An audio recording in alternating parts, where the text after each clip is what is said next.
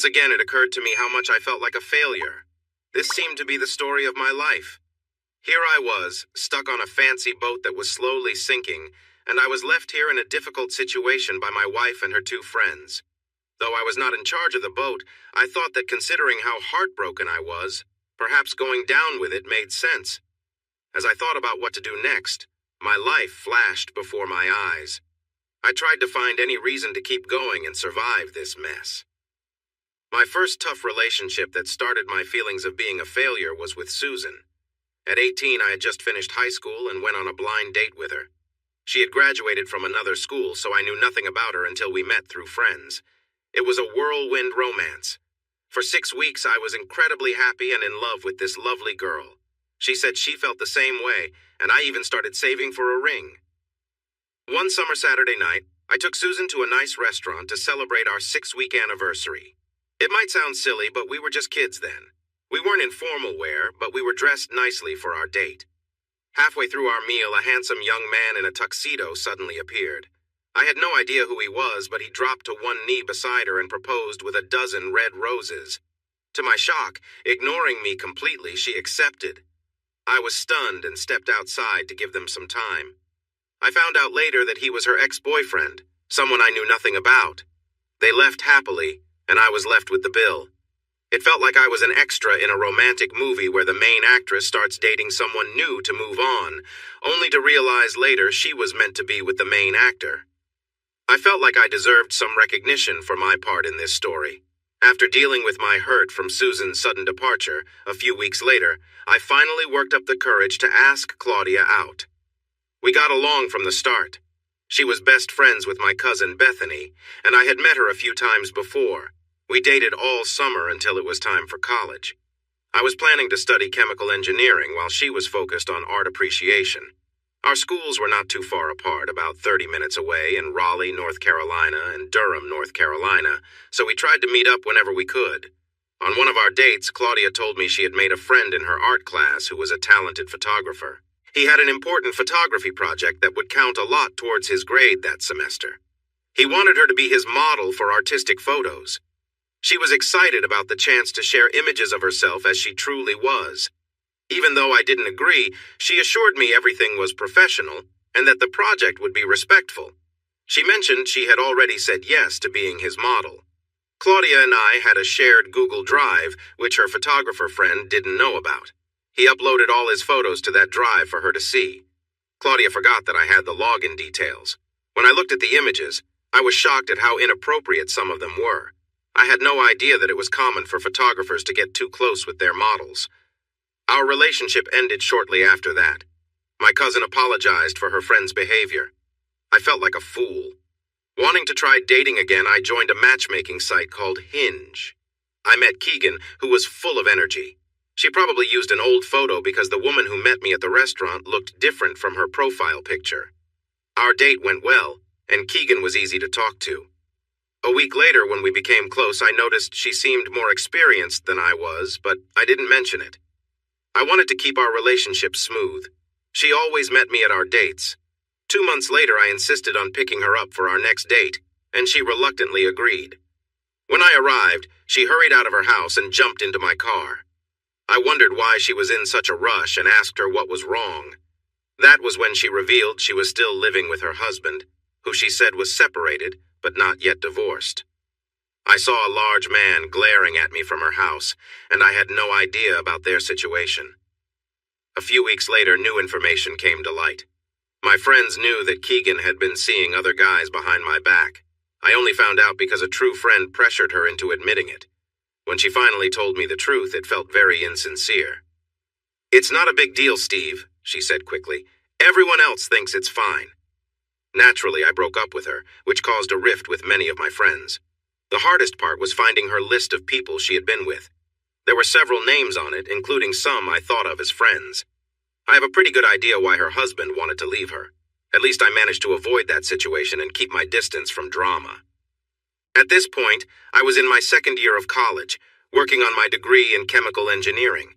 I decided to take a break from dating for the rest of the school year to focus on my studies. Given my poor dating history, none of my close friends questioned my choice to stay single. Soon after the next school year started, I met Cheryl. We got along very well and enjoyed each other's company. I fell for her quickly. We decided to change roommates so we could live together in our dorms. We were a happy couple for about 9 months until I noticed that Cheryl often kept her phone on silent or ignored calls from her friend, Elise. One day I wrote down the number and called it a couple of days later. It turned out to be her other boyfriend, who she had not broken up with before starting college. Neither of us knew about the other, and she had been seeing him when she went home on weekends. After a big argument, I decided to break up with her. A week later, her mom called and told me that sometimes you have to accept things as they are, and insisted that I owe Cheryl an apology for ending things. To me, that made it clear she had learned from her mother. At that point, I decided to stay away from relationships. I dated occasionally, but nothing serious happened because I was guarded. I felt it was best to concentrate on my studies in chemical engineering at NC State University. After earning my bachelor's degree, I was now working towards my master's. I had gone out with several sorority girls I met at fraternity parties. It was at one of these parties that Chet, a more carefree member of my fraternity, came up to me. "Hey, Steve, I need a favor. Do this for me, and I'll owe you one." "No thanks, Chet. I don't need any favors from you. Handle your own issues." "Okay, fine, but don't do it for me. Do it for that nice girl standing by the punch bowl." I looked to see who he was talking about. "The girl in the green top?" "Yeah, that's her. Her name's Kirsty Salinas. She came with her sorority sister, Wanda Howe, who's wearing black beside her. I've been trying to win over Wanda for a while, and she agreed to spend time with me tonight if you promise to take Kirsty back to her dorm safely. She's not comfortable with anyone else." "Why would a girl I don't know trust me?" "I'm not sure, Steve. She says it's part of some sorority network. They have a list of good guys, and I'm not on it, but you are. If the situation were reversed, I'd help you out. All Wanda wants is for you to promise that Kirsty will get back to her dorm safely tonight." They came together, and Wanda won't go anywhere without making sure her sorority sister is taken care of first. To be honest, I liked Kirsty more than Wanda. Even though she was Hispanic, that didn't matter to me. She had a friendly, approachable look, while Wanda was more about her appearance. I hadn't found a date for the night, so I figured I had nothing to lose. I didn't realize how wrong I was. "Okay, Chet, I'll watch over her for Wanda, but like you said, you owe me for this." "Thanks, Steve, but you need to tell Wanda yourself that you'll get Kirsty back safely. She won't believe me. She wants to hear it straight from you." I laughed at his situation. "All right, introduce me and I'll take care of her tonight." Wanda was nice, but Kirsty was truly charming. Once Chet and Wanda left, Kirsty stayed close to me until we left the party. We danced together, but only to lively songs. I couldn't quite figure her out, and that intrigued me. She never gave off any strong signals, but she seemed like someone who could be fun if the setting was right. True to my nature, I was the perfect gentleman. We chatted as we took the 30-minute walk to her dorm. "Sorry to ask this, Kirsty, but have people ever said you look like the actress Melissa Rauch who played Bernadette on The Big Bang Theory?" She laughed at my question and replied, "Funny you mention her. Yes, many people say we have similar faces, but there's a big difference apart from my being Hispanic. She's 4 feet 11 inches tall, while I'm a whole 5 feet." "I see what you mean," I laughed. "She's much shorter than you. As a guy, I know how much difference an inch can make." We both chuckled at my comment. "So, what do you study here when you're not getting recognized?" I asked playfully. "Thanks for asking, Steve. I have a bachelor's degree in nursing and I'm working on my master's." "What a coincidence." "What? Are you also in nursing?" she joked. "Not that nursing isn't great, but like you, I have my bachelor's in chemical engineering and I'm working on my master's too. It's a small world." "Let's see just how small it is. I grew up in Winston-Salem here in North Carolina." "Are you from here or somewhere else?" she asked. "The world keeps getting smaller, Kirsty. I'm from Greensboro, so our hometowns are less than 30 miles apart." We both enjoyed the coincidence. There was something sweet and innocent about her. After she gave me a light kiss on the cheek for seeing her to her room, I decided to ask for her number. Even though she thought about it, she gave it to me like it was something very special. Kirsty Salinas was a mystery to me. She was busy and didn't go out with me for 2 weeks.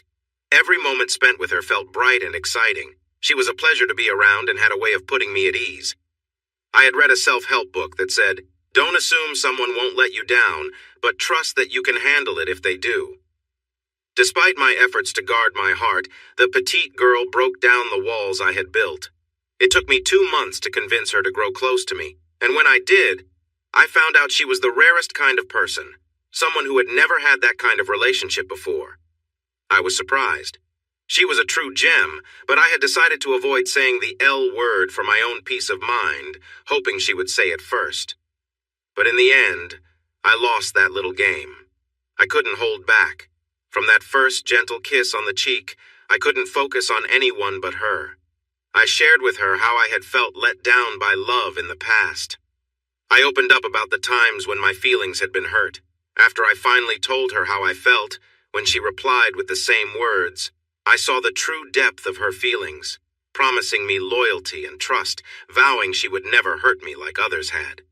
I felt like I had fallen from a lucky tree and hit every branch on the way down. Sure, I was being a little foolish, but I did it anyway. I took the plunge. I asked her to marry me during the summer before our last year of college. Our families welcomed us both warmly, and we felt as if we were already part of each other's families. The wedding was just a formality. Her parents went all out for a grand church ceremony after we both earned our master's degrees. Kirsty Salinas became Kirsty Walters. My parents covered our week-long honeymoon in Maui, Hawaii. It was perfect. We were completely united. Kirsty, are you really okay with the plans we've talked about? Absolutely, my love. I'm so proud of you for getting the pharmaceutical project manager job with Stargen in Tampa, Florida. Your master's degree is already showing its worth through your starting salary. Well, Stargen is a big company that creates and sells medicines for many health issues like diabetes, cancer, and Alzheimer's. They've been around since 1953 and are based in Boston. As I mentioned, they have a strong presence in Florida with large research and development facilities in Tampa. What I want to know is if you are all right with moving from your home in North Carolina to Florida. Sweetheart, as I've said many times, I will always be by your side. No matter where you go, I'll support you and be there with you. I have sent out job applications to several hospitals around Tampa. In today's health services industry, I feel confident that I'll find a good job with my master's degree in nursing. I have an interview in 2 weeks for a charge nurse position overseeing the nurses in the newborn nursery and PICU at St. Joseph's Children's Hospital in Tampa. If I get that job, our workplaces will only be 6 miles apart. Once I have a job there, we can start looking for a perfect place to live. It seemed like luck was on our side when Kirsty did great in her interview and got hired at St. Joseph's with a good starting salary of $86,706 a year. I couldn't have been prouder of her. She adapted to her new job very well. Everyone liked her, and more importantly, they respected her. Though she is small, she is very capable. She led her team effectively but treated everyone with kindness, just as she wanted to be treated. I was also pleased with my salary of $152,000 a year. Together, we made over $238,000, which allowed us to live comfortably. We bought a 4-bedroom home located conveniently between our workplaces. Our dreams were becoming a reality. We decided to start a family early while we still had the energy to care for little ones. We waited a year after getting married before trying. 6 months later, Kirsty got pregnant with our first child. 9 months later, we welcomed our lovely daughter, Amelia. 18 months after Amelia, our son Eric joined us. Unless we changed our minds, 2 children felt like enough for us. To help Kirsty after each birth, our mothers came to stay with us for 2 weeks. We were very lucky that St. Joseph's had childcare for employees and families of patients, which was a great support for us. Kirsty could bring the children to work and take them home afterward. If she ever had to work late, I would pick them up on my way home, allowing her to handle any urgent matters. When Amelia started kindergarten, we faced a decision. We wanted her routine to be stable, without it changing too much based on our work schedules. So, we chose to hire a nanny who could also help with housekeeping and cooking. This way, Amelia would have a consistent caregiver, and the same would go for Eric when he was old enough for school. The challenge was finding someone we could trust with our home and our most precious treasures, our children. We interviewed many applicants, but Kirsty wanted the final say, trusting her instincts as a mother to guide us. I agreed with her completely. One of the nurses who worked with Kirsty at the hospital was Gloria Sanchez. Gloria was a single mother with 6 children. Her husband had left her 3 years ago for someone younger and went back to Mexico to avoid helping with the kids. No other men wanted to date a woman with 6 children. Gloria worked as a nurse and earned a decent wage, but still had a hard time making enough money every month. She did her best for her family. Her daughter, Jenna, had just turned 18 and finished high school, but was unsure about her future. Gloria couldn't afford college for her, and Jenna's grades were not high enough for scholarships. Jenna helped take care of her younger siblings and had learned to cook at an early age. She was very good at keeping the house clean. Gloria asked Kirsty if she would interview Jenna. Kirsty spoke highly of Jenna, saying she was skilled, always on time, and dependable. Jenna had a bright personality that reminded me of Kirsty. My wife invited her to our home on Saturday for a paid trial to see how she would fit in with Amelia and Eric. She asked Jenna to act normally while we watched from a distance. The kids instantly liked her, and she made the day enjoyable for them. While the kids napped, Jenna quickly cleaned the bathrooms to perfection. She also checked our fridge and pantry to see what we had to cook with. For dinner, she prepared a fantastic meal all on her own. Kirsty and I agreed that Jenna was the best candidate we had met so far. Kirsty wanted to pay her 20% more than she asked to show our appreciation and help Gloria support her family. We were on the same page. So 18-year-old Jenna Sanchez became our part-time nanny, housekeeper, and cook. We gave her a key and asked her to come to our home every weekday at noon to tidy up and be there when the children got home from school. Then, she would prepare dinner and could leave when either of us got back from work. We invited her to join us for dinner whenever she wanted, and she often did. Amelia and Eric grew to love Jenna just as much as we did. Jenna was 10 years younger than us, but acted with the wisdom of an adult. She was also taller than Kirsty, but Kirsty was never bothered by that. One more great advantage of having Jenna was that she could babysit. If we needed to go to a work event or have a date night, Jenna was the first person we asked. She always excitedly took the chance to be with the kids and earn some extra money. I don't think she ever said no. Kirsty and I felt Jenna was worth every dollar we paid her. Though Jenna reminded me of a young version of a famous actress, I always thought of her as family and treated her that way. We needed her help more than she needed us, and I would never do anything to risk our arrangement. Often, when Kirsty worked late, she would come home to find Jenna watching a family movie with us. Kirsty never worried about Jenna being there. The kids loved spending time with her.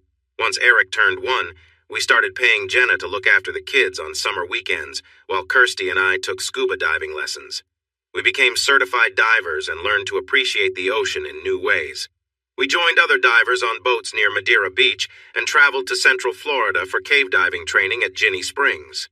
This training helped us become more self-sufficient as divers and better prepared for any challenges we might face underwater. I received 5 weeks of vacation each year while Kirsty only got 3. We took full advantage of our time off, bringing Jenna with us for a week at a time. She would play with the kids in the kiddie pool while Kirsty and I dove at different spots along the Florida coast, including the Keys, where we admired the beautiful sights and sea life. Young boys would approach Jenna during our vacations, but she only engaged in polite conversation with them. She was firmly part of our family, and we were very protective of her. 7 years passed, and life in the Walters household was good. Amelia was now 9.5, and Eric had just celebrated his 8th birthday. Kirsty and I had both turned 36 and were very much in love. Our work schedules could be challenging at times, but Jenna always came through for us. 4 years ago, she moved in with us full-time, which felt like a natural step.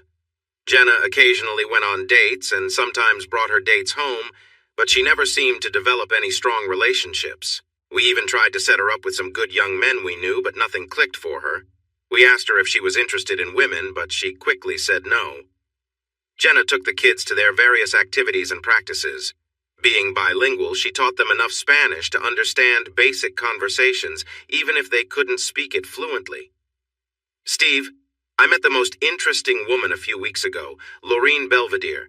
She helps out in the nursery to care for the babies and comfort them.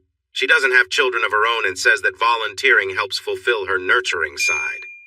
She has been volunteering for years at Tampa General Hospital, but they are renovating, so they are sending most of their birthing cases to us for now. Laureen says she just followed the babies. Is there a reason she doesn't have kids of her own? Is she young and single? Oh, she's married, happily married, and she's the same age as us. Asking someone about their ability to have children is a sensitive topic and not something you bring up casually. Lorene Belvedere, you say? That's an interesting name. If she has been volunteering for so long, her husband must be doing well financially. You know, Kirsty, if you wanted to, you could stop working like Lorene. We would manage just fine on my salary alone. I have received good pay raises over the years and nice bonuses when we finish projects on time. It's very generous of you to say I could relax, but I really enjoy my job too much. There's no way I could give it up, at least not anytime soon. Besides, Jenna takes care of the kids, house chores, and cooking. I rarely have to do much around here except maybe pick up your clothes off the floor. If she were to leave us one day, I would be happy for her because we care about her, but our lives would change a lot. I agree. Jenna will make someone very happy one day. I would be glad for her, but sad for us at the same time. I don't know what we would do without her. I feel the same. Anyway, back to Lorene. We have been having lunch together at the hospital cafeteria every day for the past couple of weeks. I feel a strong connection to her. She's lovely and fun to be with.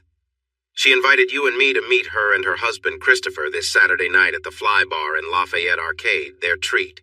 She says it's one of the best bars in Tampa with a nice atmosphere. There will be a DJ playing music. It's on Kennedy Boulevard. I know that place. We've talked about going there, but never did. I'm up for it as long as Jenna doesn't have any plans that night. I've already asked her, so I'll tell Lorene tomorrow that we're in. I can't wait for you to meet her. If Christopher is half as outgoing as she is, it should be a fun night. As it turned out, the four of us got along very well. Christopher was entertaining while also being a true gentleman. Lorene looked beautiful, dressed very elegantly, and her confidence made her stand out to everyone in the room. Christopher was about 6'2" tall compared to my 5'9", but it was hard to tell much about his build under his clothes. He seemed solid, not overweight. His face looked a lot like a clean-shaven Ryan Reynolds, who is Kirsty's favorite actor. Lorene was so beautiful that she could be called a trophy wife. We danced the night away to the DJ's music, but stayed with our own wives out of respect. I noticed that Kirsty had just as hard a time not staring at the handsome Christopher as I did avoiding looking at the stunning Lorene. We had such a good time that the four of us decided to meet again the next Saturday night, and we would pay this time. For our second outing, we met them at our favorite nightclub. As we talked, we learned a lot about each other and discovered many shared interests. For instance, they were also passionate scuba divers and even had their own underwater scooters to help them dive. I shared my job openly, but Christopher was a bit secretive, only mentioning that he managed investments. After nearly 3 months of outings, we insisted on picking them up on Friday night to save them the cost of an Uber. They agreed reluctantly. Kirsty and I were surprised, to say the least. Their address led us to a luxurious mansion that I guessed was worth tens of millions. The ride to the restaurant was mostly quiet. We had no idea we were becoming friends with a powerful financial couple. As we sat down at the table, Lorene started the conversation. Okay, let's get things started before it gets uncomfortable. Everything you've learned about Christopher and me is true. We kept our financial situation hidden for a couple of reasons. First, we wanted to be friends because of who we are, not what we have. Second, we didn't want it to affect our friendship, and it seems that it might be doing just that now. Have we wasted our time with you two? Are we not worthy of your friendship because of how much money we have? We really enjoy being friends with you. Please don't let money come between us. It has ruined past friendships for us. Kirsty and I exchanged glances, and I replied, Lorene, you're right. Getting to know you both has been a wonderful experience. We've built a friendship based on shared interests and excitement for life, without money being a factor. You have never shown off your wealth or acted superior. I truly respect you both for that. It shows your character and calmness. Kirsty and I will never make it an issue if you don't. Is it okay to ask how you achieved your success? Or is that too personal? Christopher joined in. Steve, Lorene and I don't want any secrets between us. I'm glad to share how we ended up in our current situation and invite both of you to ask any questions you might have now or later. We want to be friendly and keep the easygoing relationship we've started. Can we agree on that from the beginning? Yes, of course, Christopher. Sorry if we seemed inexperienced when meeting someone like you. Kirsty and I will try our best to remember that you two are special friends, no matter your wealth. We're happy to hear that, right, honey? Lorene nodded in agreement. Christopher continued, As you know, Lorene is 36, the same age as you both. I'm a bit younger at 28. During my second year in college, I was really into computers and coding. I loved creating useful computer programs and even earned some money doing it. That summer, I went to a coding camp where I learned a lot about coding. The teachers there were very skilled and opened my eyes to new ideas. I used what I learned to create computer games.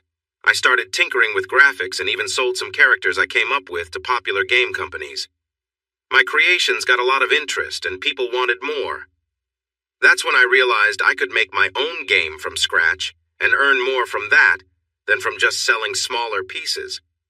Have you ever heard of a game called Death Dragons of Elsinore? Yes, I never played it, but many of my friends were really into it, even at the expense of their schoolwork. I tried to keep my focus on my studies. Good choice, Steve. How about another game called Invasion of North America? I have heard of it. I played a few levels of it with my friends one summer. Did you make those games? I did work hard to create both of those well-known games. I sold Death Dragons of Elsinore for less than it was worth, but it still made a lot of money for the company. I made sure to get a fair price for Invasion. Together, those games earned me nearly $100 million. I've helped develop over 20 other projects since then, bringing our total to $400 million. I still enjoy coding, but only for fun now. Only a few close friends know what you and Kirsty now know about Lorene and me. We don't like to show off or flaunt our money. We feel lucky to be in our position and want honest friendships just like anyone else. We don't like how money can change people. You might wonder why we look for friends like you. We found that many wealthy people can be stuck up and judgmental, and we really don't like that kind of attitude. We learned that money can sometimes bring out the worst in people. A lot of my time has been spent dealing with people who just want to take advantage of others. Lorene believes you both are different, and after getting to know you, I do too. Kirsty and I think you are wonderful. We have really enjoyed spending time with you over the last few months. We didn't realize your wealth until recently, but it makes us happy to see that our friendship is based on who we are as people, not on money. We are grateful to be part of your lives, and you should know by now that we take care of ourselves. We appreciate you letting us do that. Friendship is what truly matters, and we promise not to focus on wealth. Hearing that means a lot to us, Steve.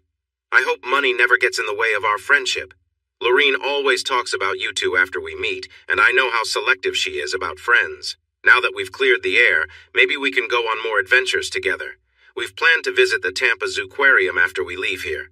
Jenna, our nanny, will meet us there with our kids. They love the Zooquarium. That sounds fun, Steve. We can't wait to meet your children, but I mean adventure in a different way. We have a sailboat that we really enjoy. Lorene and I usually spend 3 months sailing and then 3 months at home. When we're not at sea, she volunteers at the hospital while I work out or play golf. That's where Lorene met your wife, which is how our friendship started. I'll admit I was a bit unsure at first because we've had some tough times connecting with others, but you two have really won us over. After we left the restaurant, we headed to the zoo and then the aquarium. Our kids were quickly drawn to your warm personalities. Lorene especially seemed to enjoy their company. It was delightful to see all 4 of us know so much about the sea creatures on display. That's when Christopher spoke up. I don't know about you guys, but if I ever see any of the sharks we find here in the aquarium while we're diving, except for the nurse shark, which is safe, I'm heading straight for the boat. Lorene and I have watched too many Shark Week episodes and heard scary stories from other divers about their experiences, so we won't take any chances. I really suggest you both do the same if you see one. Kirsty and I respect all the animals we meet in the ocean, and we understand your worries. Tomorrow, Lorene and I would like to invite you both to the West Shore Yacht Club Marina. It's a private community here in Tampa where we keep our sailboat. Here's a card with the address. Let's meet at the entrance at about 10 a.m. Don't forget your swimsuits. Kirsty and I were surprised to get such an invitation to a private marina. Thank you. We'll be there. Then we said goodnight. On Saturday morning, they took us to the marina where we parked near their boat. We were both amazed. I whistled in surprise at the large boat docked before us. Is this yours, Christopher? Yes, it is. We named her Sea Chariot. I'm impressed. Tell us more about her. There's a well-known British boat builder called Oyster. This is one of their ocean-going sailboats. She's about 90 feet long, an Oyster Model 885 GT. She has a strong fiberglass hull and features a special keel that's less likely to break from hitting something underwater. Boats with a longer keel are usually steadier in rough waters. She also has a rudder that is less likely to be damaged from an accident, as the keel takes the hit. A self-steering system helps Laureen and me relax while sailing and is really useful in emergencies, like if we get sick. Inside, there's a master bedroom and 3 good-sized guest rooms below deck. The deck and wooden parts are made of teak. The engine has a powerful Cummins diesel. I'm amazed. I've never seen anything like this before, Christopher. Now I understand why you and your wife enjoy sailing so much. Let's go on board and check out the inside. Kirsty and I were surprised by how spacious it was inside. The layout felt open and luxurious, with a lot of room to move around. Laureen talked about everything that women like, especially the nice features of the boat. Christopher then showed me a door in the kitchen that led to the engine room. It was surprisingly big and clean enough to eat off the floor. While he explained how everything worked, I asked how the diesel engine stayed cool since it was below deck. He told me that a pipe carried seawater through a system that helped cool the engine without the 2 liquids touching each other. Interesting, I said. Does the salty seawater cause any issues in the pipes? It can, he answered. But I keep everything well maintained. I use special brushes to clean out the pipes from the outside, removing any blockages. I also keep the engine room pressurized during cleaning so seawater doesn't get in. If that big valve was open and the engine room wasn't pressurized, we could have a big mess. Wow, there's a lot to remember. I was here while the boat was being built, so I know every part. It all feels natural to me now, he explained. I must say, Christopher, this boat looks perfect from front to back. You must be very proud, I complimented. Yes, I am, Steve. Let's head up to the deck so you can see the small boat at the front. It was a strong, inflatable boat with a powerful motor. Christopher explained, this lift helps put it in the water when we want to go to a nearby place for supplies or a nice beach. It can carry 8 people along with a cooler for supplies. We also have fun riding around the waters. It can easily pull 2 water skiers. Laureen and I have had many good times sailing and are excited to get back out there, he said with a smile. You really know how to enjoy life, Christopher. I can only imagine how great it would be out there. No need to just imagine, Steve. We can go now if you and Kirsty are up for a little adventure. Really? We'd love to. What can I do? I replied excitedly. If you grab that line while I take this one, then give us a little push-off with your foot. We'll be on our way. He started the engine, took the wheel, and guided us safely into the open water. Once we set sail, he showed us some of the special features he had added to the boat. He started, Almost everything on this boat works automatically. I can raise and lower the sails with just a button. I can adjust the sails with this knob to control how fast we go. We can lean quite far without tipping over. Before long, we were moving quickly on the water, but the boat remained steady. It was an exciting feeling. Then Christopher brought out the fishing gear. He and I fished from the back while the girls relaxed in the sun.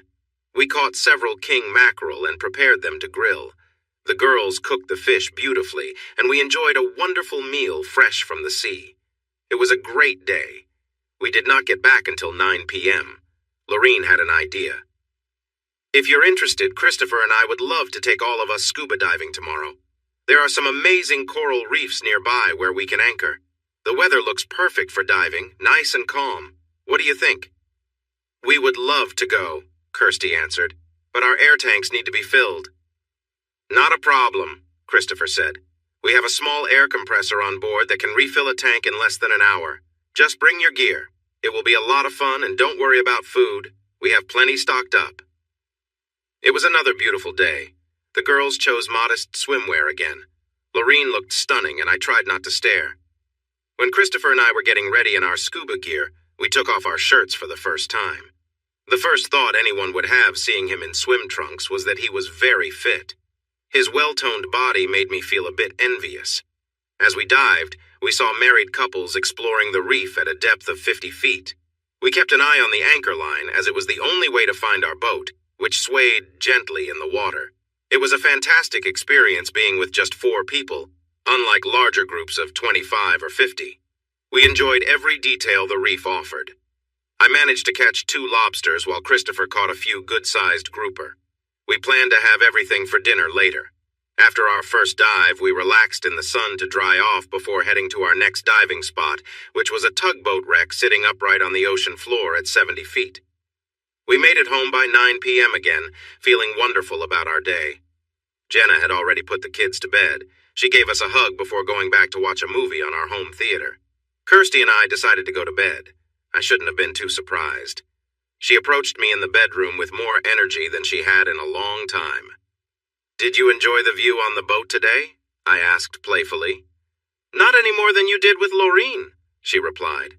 Laughing, I said, "I might have looked her way a few times over the weekend, but you were clearly focused on Christopher." Not wanting to spend more time chatting, Kirsty said, "Stop joking and let's enjoy some time together, Steve. We both need it." I agreed, but I couldn't shake the feeling that for the first time, I wasn't the sole reason for her excitement. I reminded myself that as long as she turned to me to fulfill her needs, it didn't matter what got her that way. On Wednesday evening after work, Kirsty came home full of energy. I had never seen her so thrilled.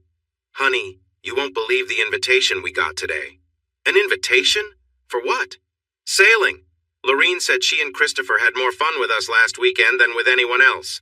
They usually go on sailing trips for 3 months. It's easy for them since they have plenty of money, but for us, 3 months would be too long with our jobs." I agree. We couldn't do it. I only get 6 weeks of paid vacation a year, and I have to plan anything longer than a week pretty far in advance. You only have 3 weeks. You turned them down, right? Kirsty winced and gave me a small smile. "Well, yes and no." "What do you mean?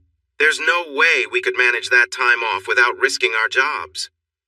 I told her a 3-month trip wouldn't work for us, but Laureen suggested they could shorten it to a month just for us, she said excitedly. "I don't see that happening, but out of curiosity, when do they want to start this month-long sailing trip?" "Not this Saturday, but the next Saturday, which is the 1st of July. They promised we'd be back by July 31st. Just think, Steve, you and I could relax on a luxurious yacht with our 2 best friends." "A $10 million yacht?" Laureen wasn't bragging, honey. I got it out of her. She told me in a low voice that Christopher bought their sailboat for $5 million. He sent the yacht to an Australian company called Advanced Wind Harvesting Tech. There, he spent $5 million to upgrade it with the latest automated sail technology and top marine electronics. This means it's the finest and most luxurious private boat we are likely to experience together. You know this too. Wow! I knew it was pricey, but I had no idea it was this much. As amazing as it sounds, there's no way I could get a month off work on such short notice. Usually, I have to ask a year in advance for time like that. Plus, you wouldn't be able to arrange a month off from the hospital either. I think I can manage, sweetheart. After my 3 weeks off, I could take an extra week without pay. We can manage without my paycheck for a bit. Also, I plan to use all my charm to persuade you, she said with a wink and a smile. I'll check with my workplace, but I already have a feeling I know what they will say. But I'm ready for all your convincing ways. I soon realized she was serious about her plans. The discussion with the HR department went just as I expected. They would allow me 2 weeks off in a row, but nothing more without prior notice. Kirsty was disappointed to find out that we'd only be able to spend 2 weeks with the Belvederes at sea, and she worried they might not let us join for such a short time. Kirsty made a call. "Hello, Ross. It's Kirsty Walters, Steve's wife." "Oh, I remember you, Kirsty." "I'm glad you do." "How could I forget? You're married to one of my good friends." "Thanks for saying that, Ross. I have a favor to ask, and I need you to keep it a secret.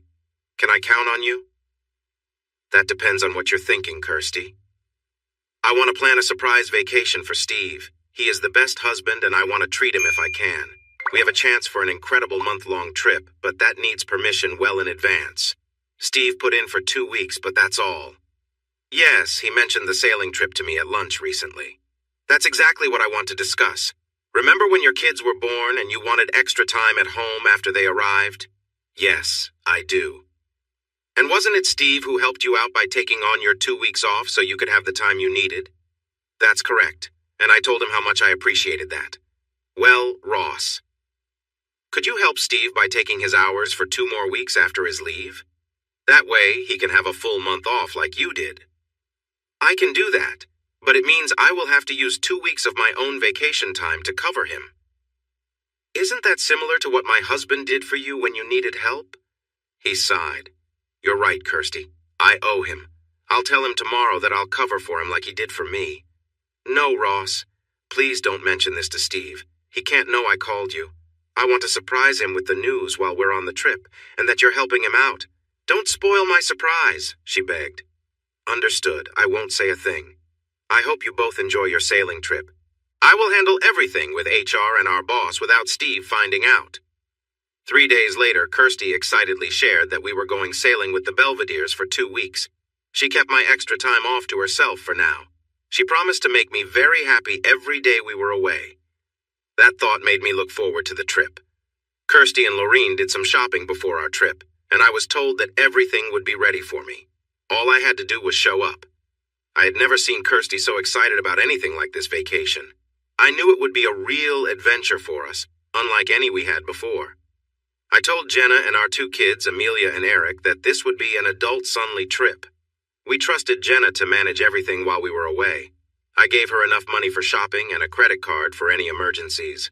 I hugged Jenna and the kids tightly, telling them I would miss them. I promised to ask the Belvederes about including them in future trips.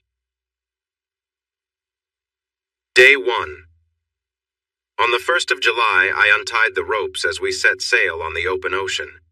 The girls wore their regular swimsuits that morning, while Christopher and I had on swim trunks and shirts. We both enjoyed the view our wives provided. That's a lot of beauty in one spot, I chuckled.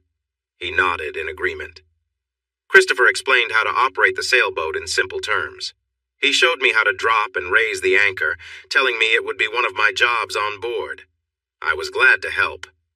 Kirsty and I admired the colorful painting on the biggest wall in the common area of the boat. It hadn't been there during our earlier visits with them. She turned to Lorene and asked, "What's the story behind this lovely painting? I've never seen anything like it before." "It's our pride and joy, right, honey?" Christopher replied, smiling. "It's an original by American artist Jackson Pollock from 1943, a wonderful piece of abstract art. He named it Blue, Moby Dick. We found it at the Ohara Museum of Art in Kurashiki, Japan. We both fell in love with it right away and wanted it for ourselves. It took a lot of convincing for them to finally let it go. I won't say how much it cost, but it is insured for $40 million. We move it to the house when we're on land and bring it back to this boat when we are at sea. There's a special glass case over it for protection when we are on the boat. We never want to be without it. It's a part of us. We would be heartbroken if anything happened to it," she shared. After discussing the painting for a while, Christopher took me around the engine room. "This boat has the best equipment on board.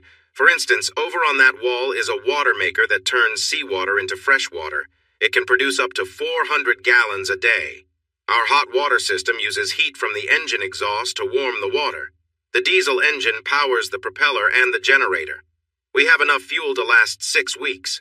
Even if we run out of supplies, we could easily survive on fish and fresh water.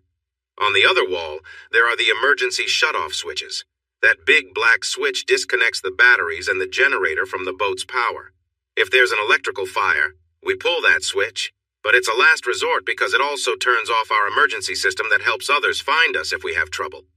If you can't get to this engine room, there's another emergency button in the main cabin that shuts everything down. Those 2 valves to the right control the fuel tank. The first one stops the fuel from flowing, and the second one stops air from getting in. With both closed, the tank is sealed. Steve, did you bring your wallet and Kirsty's too, along with your passports and credit cards like I asked?" "Absolutely, Christopher. It's all here in this plastic bag." "I'm about to share something even Lorene doesn't know, and it's for her safety." "What kind of secret is it, Christopher?" I asked. "I need your promise that you won't tell anyone what I'm about to show you," he said firmly. "I promise," I replied. He led me to a locked toolbox on a workbench and opened the second drawer. Inside were various tools. He took out a special bit used for screws and attached it to a handle. Then he walked to a cabinet on the wall of the engine room.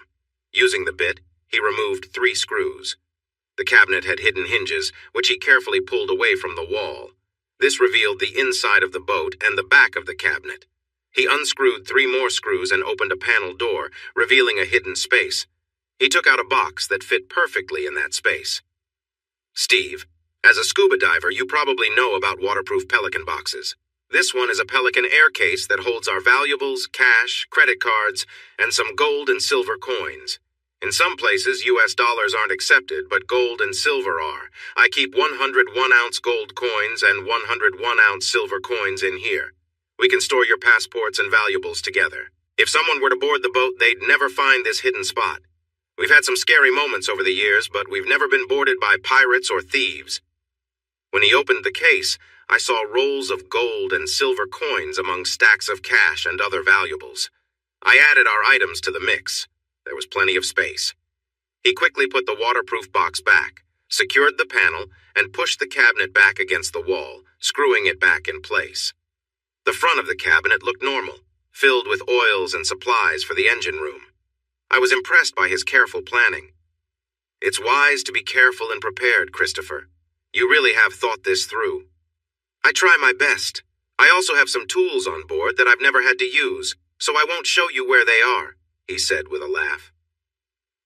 When we returned to the top of the boat, the girls called us to the front where a group of dolphins was riding the waves. We were sailing fast, but the dolphins kept up with ease. It was an exciting sight to see things in person instead of just on TV. Then Christopher surprised Kirsty and me with something special he had on board. He took off a cover from a hidden piece of equipment and disconnected it. After that, he grabbed his phone, opened an app, and launched a large drone. It flew up above, following the boat along its path. We then went inside the cabin, where he turned on the video system and picked up a remote control. He selected Input 3, and the view from the drone appeared in the highest quality I had ever seen. He said it was 8K video, even better than regular 4K. The sound was very clear, too, thanks to special software that blocked out wind noise. He let me have a turn with the drone. I played around and learned how it followed my commands. I raised it above the mast and looked straight down at the deck. Then, as the drone moved, I had the camera slowly spin around, showing the ocean from one side to the other. Christopher told us the drone could fly for an hour, but he usually brought it back after 45 minutes to be safe. His drone was quite fancy. After 30 minutes in the air, he landed it back in its spot, and it began recharging. He took out a memory card from the drone's camera and inserted it into the boat's video system in the cabin. The playback was just as clear as what we saw live. He gave the memory card to Kirsty and me as a gift, saying he had plenty more on board. Later, he put a new one in the drone's camera. Christopher showed us how he added the navigation info into the boat's computer and set it for easy sailing on the first day, but he planned for a more exciting ride the next day. Kirsty and I were amazed at how the sailboat almost sailed by itself. Christopher checked on it regularly to make sure everything was running well. We found out that our cell phones didn't work out at sea, but the Belvederes had satellite internet that worked anywhere in the world, allowing us to stay connected. The simple wireless password was Belvedere. The weather was beautiful with calm seas. The girls made sandwiches for lunch but prepared an amazing dinner for the evening. Lorene kept their 3 wine glasses filled all day. I chose to skip the drinks. I don't mind if others drink alcohol. I just never liked it for myself, even though I've tried different types. I really enjoy frozen fruit smoothies and have had many tasty non-alcoholic drinks that remind me of cocktails. In the main area of the boat, there was a big 80-inch television for us to watch movies together, and each of the 4 bedrooms had a 48-inch TV. On our first night, my friends enjoyed some fine wine while we watched 2 movies on the boat system. Kirsty kept her word to me. Later that night, she surprised me in a wonderful way that made the start of our trip very special. I noticed the whispers and sounds from the other room, which were quite lively. It seemed Lorene was very expressive, and we soon fell asleep. Day 2. On the morning of our second day, we slept in a little. I was surprised at how well we slept on the boat. It swayed gently with the waves, which felt nice and didn't bother us at all. I was ready for another fun day with our friends. We could smell breakfast being cooked bacon, eggs, and sausage, so we knew the Belvederes were getting ready for us. But I wasn't expecting what my wife chose to wear that day. It looked like something she bought with Laureen, and I wouldn't have thought she would wear it in public. "Kirsty, where did you get that swimsuit? Are you really going to wear that outside of this room?" I asked, surprised. "What, don't you like the color? I thought you liked purple on me." "It's not the color, it's the style. That swimsuit is very revealing. Did you really decide to wear that today?" "Of course. I didn't want to look messy, and I know you enjoy this color on me." "You can't be serious about wearing that outside. I've always loved how you looked with your hair, and you've changed that without a word. Plus, you've never worn anything like that before. Are you really okay with the way it looks? Don't you see that if you bend over, everyone can see? What gives you the right to tell me what to wear? This isn't the 1950s, Steve. I can dress how I want, wherever I am. I thought you might like this change and enjoy a new look. I still have a small landing strip that should be easy to spot when I'm not dressed. Laureen and I bought matching swimsuits for this trip. Mine is purple, and hers is red, which is your favorite color. I'm sure she's wearing hers now. We decided to wear them today to be a bit playful with our guys. Plus, I can get a better tan in this suit," she said. "I get the times have changed, Kirsty, but I think that swimsuit shows too much. The fabric is thin, and it's very clear through it. I don't mind if others dress how they want, but I don't want my wife dressing like that. If this is how she influences you, maybe we should think about being friends with them." "Don't be so serious, Steve. This is a special vacation for us. We should relax and have fun. There's no one else around for 20 miles. It's just the four of us on this nice sailboat that our friends, the Belvederes, are sharing with us. They're our best friends. Come on, let's enjoy ourselves. Besides, you and Christopher will also wear the swimsuits we picked out for you. Here's yours. Your regular suit is in the laundry anyway. Go on, put it on and let's see how great you look in it," she said playfully. I looked at the Speedo she tossed on the bed. It was purple like hers, but had less material than what she usually wears. I tried it on, even though I was unsure. It was clear to see how it fit. "You can't think I'll wear this outside, right?" She gave me a light pat on the back as she headed out.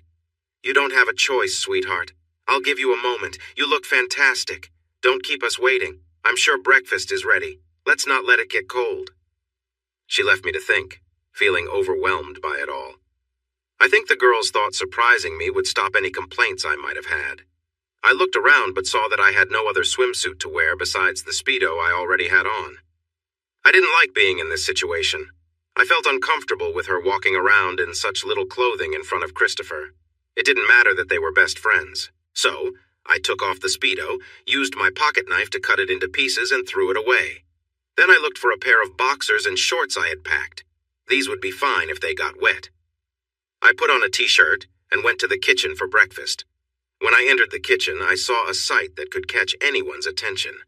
My eyes went right to Laureen Belvedere. She was older than Christopher by 8 years, but she looked like she could be in a magazine. Her swimwear showed off a lot except for some small parts. Kirsty had told the truth about them wearing matching swimsuits, but since Laureen was much more curvy than my wife, she was showing a lot more than Kirsty was. I noticed her swimsuit was a little tight. Laureen had a very nice shape, except for her larger chest, which I thought looked great on her. She was tall at 5 feet 6 inches, much taller than Kirsty, just like Christopher was taller than me. Laureen looked just as I expected and didn't disappoint. When she turned around, I saw a big tattoo on her left hip. It was of a sailboat with its sails up, showing the initials CB on one sail and her initials LB on the other. But the biggest surprise was Christopher. He was built like a professional athlete. He stood there without a shirt, and it caught me off guard. I had seen his strong arms before, but seeing him like this was unexpected. His chest was massive, and his muscles were very well defined. Next to him, I felt very small. I'm in good shape and can run well, but anyone seeing us together would probably find me funny to look at. His red Speedo was just like mine. It seemed a little tight, too, and I could understand why with the two models in the room. "You must have worked hard for that body, Christopher," I said. "It's impressive." "Thanks, Steve. You're right. Ingrid is my trainer when we aren't sailing. She says my body is like her art." I spend a lot of time in our home gym working on my strength and staying fit. She helps me with my hormone treatments and gives me daily doses to take while we're at sea. Ingrid has suggested I join bodybuilding competitions, but I can't stay away from the ocean long enough to pursue that.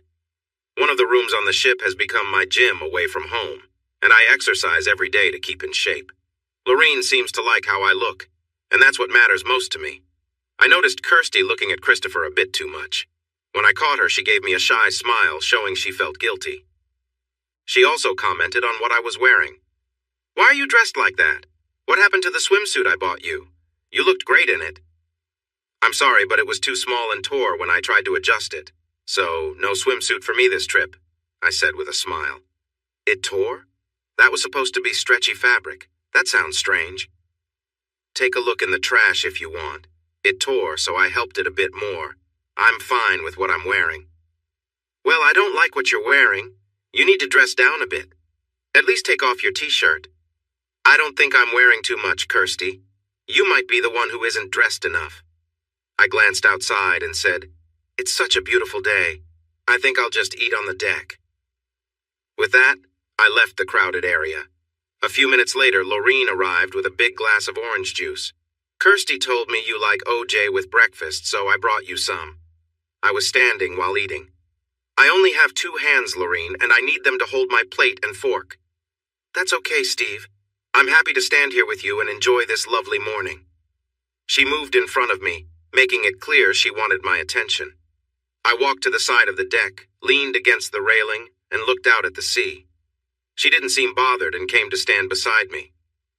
"Kirsty mentioned that red is your favorite color, so I wore this swimsuit to impress you. Do you like it?"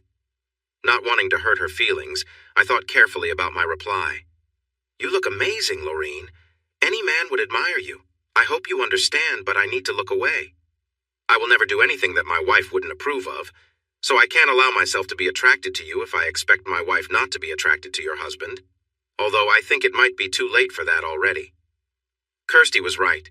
You are a serious person. Relax, Steve. Let yourself feel what happens naturally. Of course, I want you to look at me. That's why I wore this for you. Christopher sees me without clothes all the time, so it's not special for him. It's special just for you.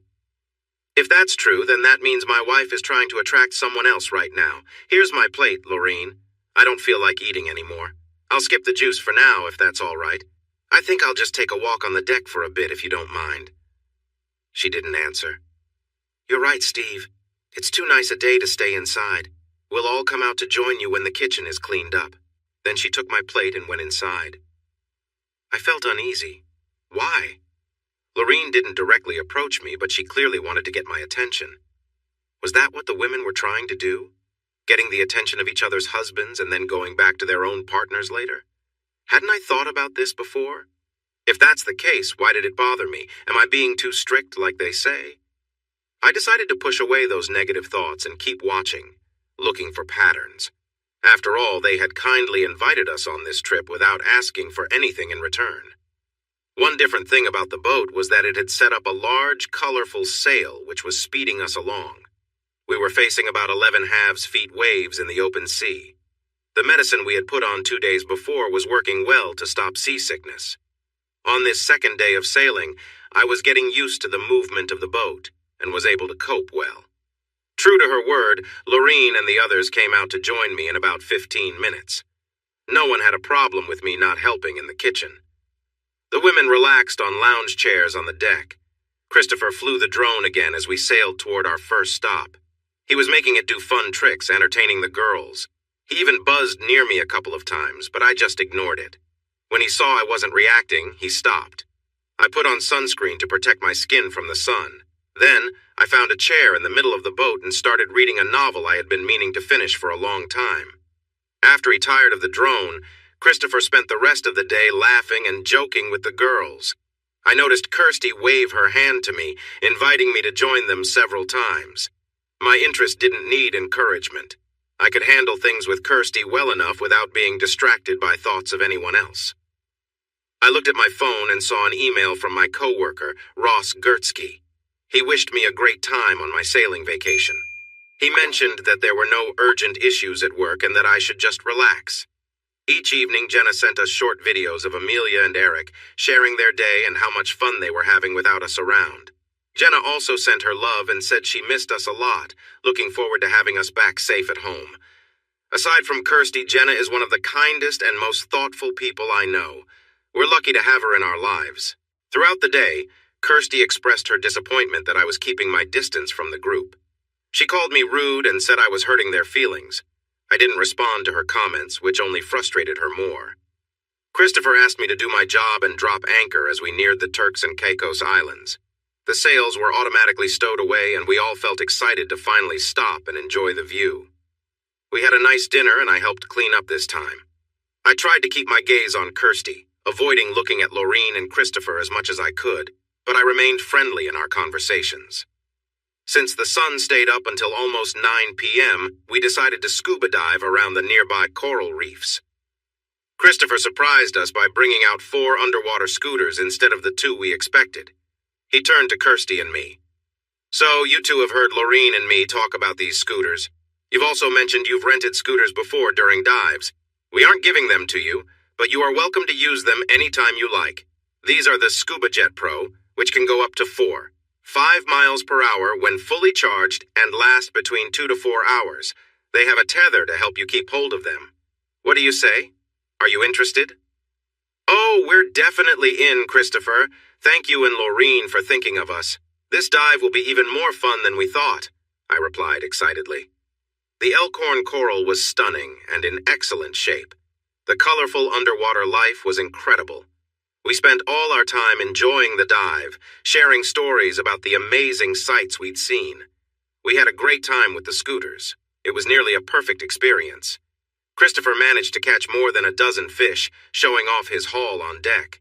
He asked me to help him clean them. I was glad to help because I knew I would enjoy the food after it was cooked. We all agreed to go to Grand Turk. The ocean near the beaches of English Point and Cockburn Town Beach was great for anchoring our boat. Christopher told us there were no marinas for private yachts and boats. We all changed into casual clothes for the trip to the island. Laureen closed the passage leading into the cabin and locked it up tight. Christopher had secretly visited the Pelican box and gave me $300, 0 from the cash we had stored there for emergencies. I was happy he didn't want us to pay for everything. Being a good husband, I gave our $300, 0 to Kirsty. I helped Christopher lower the small boat into the water and we all got in.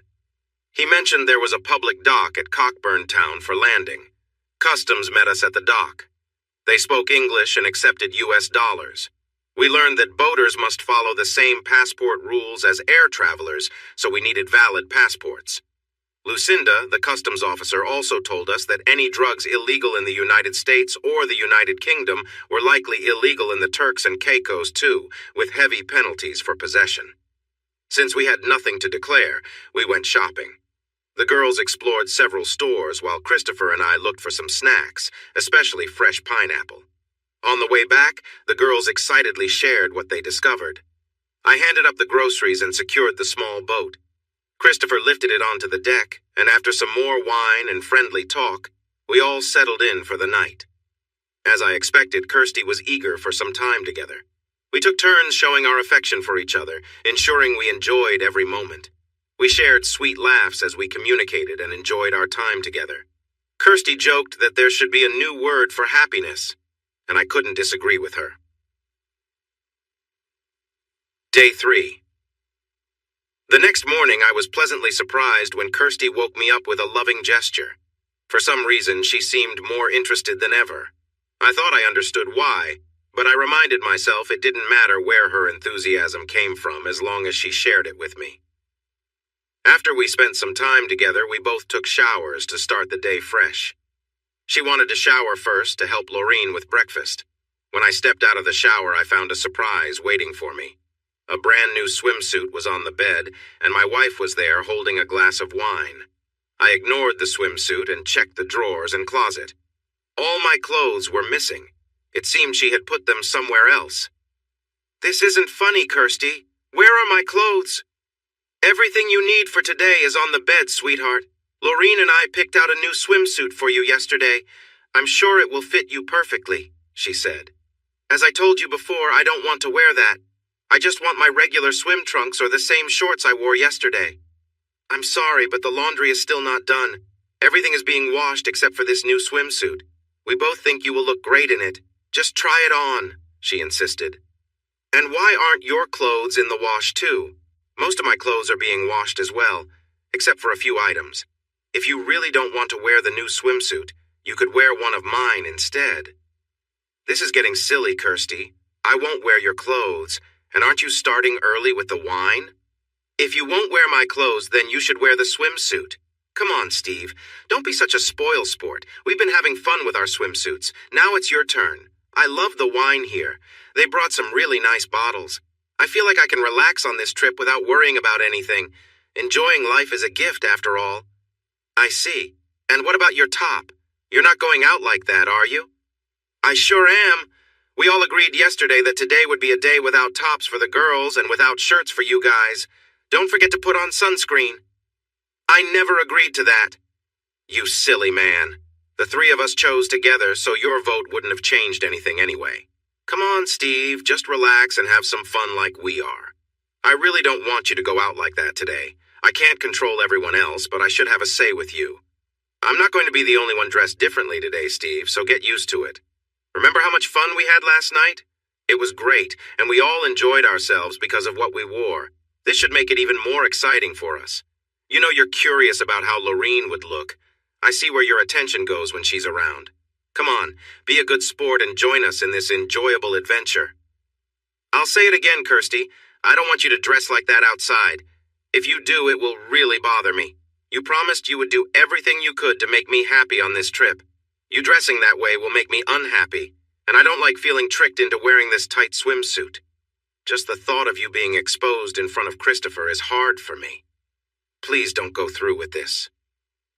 We thought you might feel a bit uneasy at first, so it's okay if you're hesitant. Once you're out with us, you'll have a great time, just like the rest of us. I'm going to help with breakfast now. I expect you to wear that swimsuit and join us in the common area. Please don't make me come find you, Steve. Do this for me. With that, she left the room, wearing only her small bikini bottom. I couldn't help but feel unsettled about it. I had limited clothing options. Kirsty had really let go of her worries. Was it the wine making her so bold? I wasn't quite ready to let go yet. I tried on the swimsuit and felt uncomfortable with how tight it was. I decided to look around for other options and noticed my pocket knife on the dresser. An idea came to me. I took a towel and made some cuts along one side. Then I cut a strip from another towel. I threaded the strip through the holes I made in the towel and tied it around my waist. This way the swimsuit could act as my underwear under the towel. Next, I took another large towel and cut a small opening in the center. I put my head through the hole and let the towel drape around me, using another strip to secure it at my waist. Looking in the mirror, I felt like I was wearing something from ancient times. When I walked into the kitchen for breakfast, I heard groans from everyone there. You have to be kidding me! Steve, are you trying to upset our hosts? Kirsty hinted. Of course not. I'm just staying in my comfort zone. Are you going to pay for those ruined towels? Christopher asked.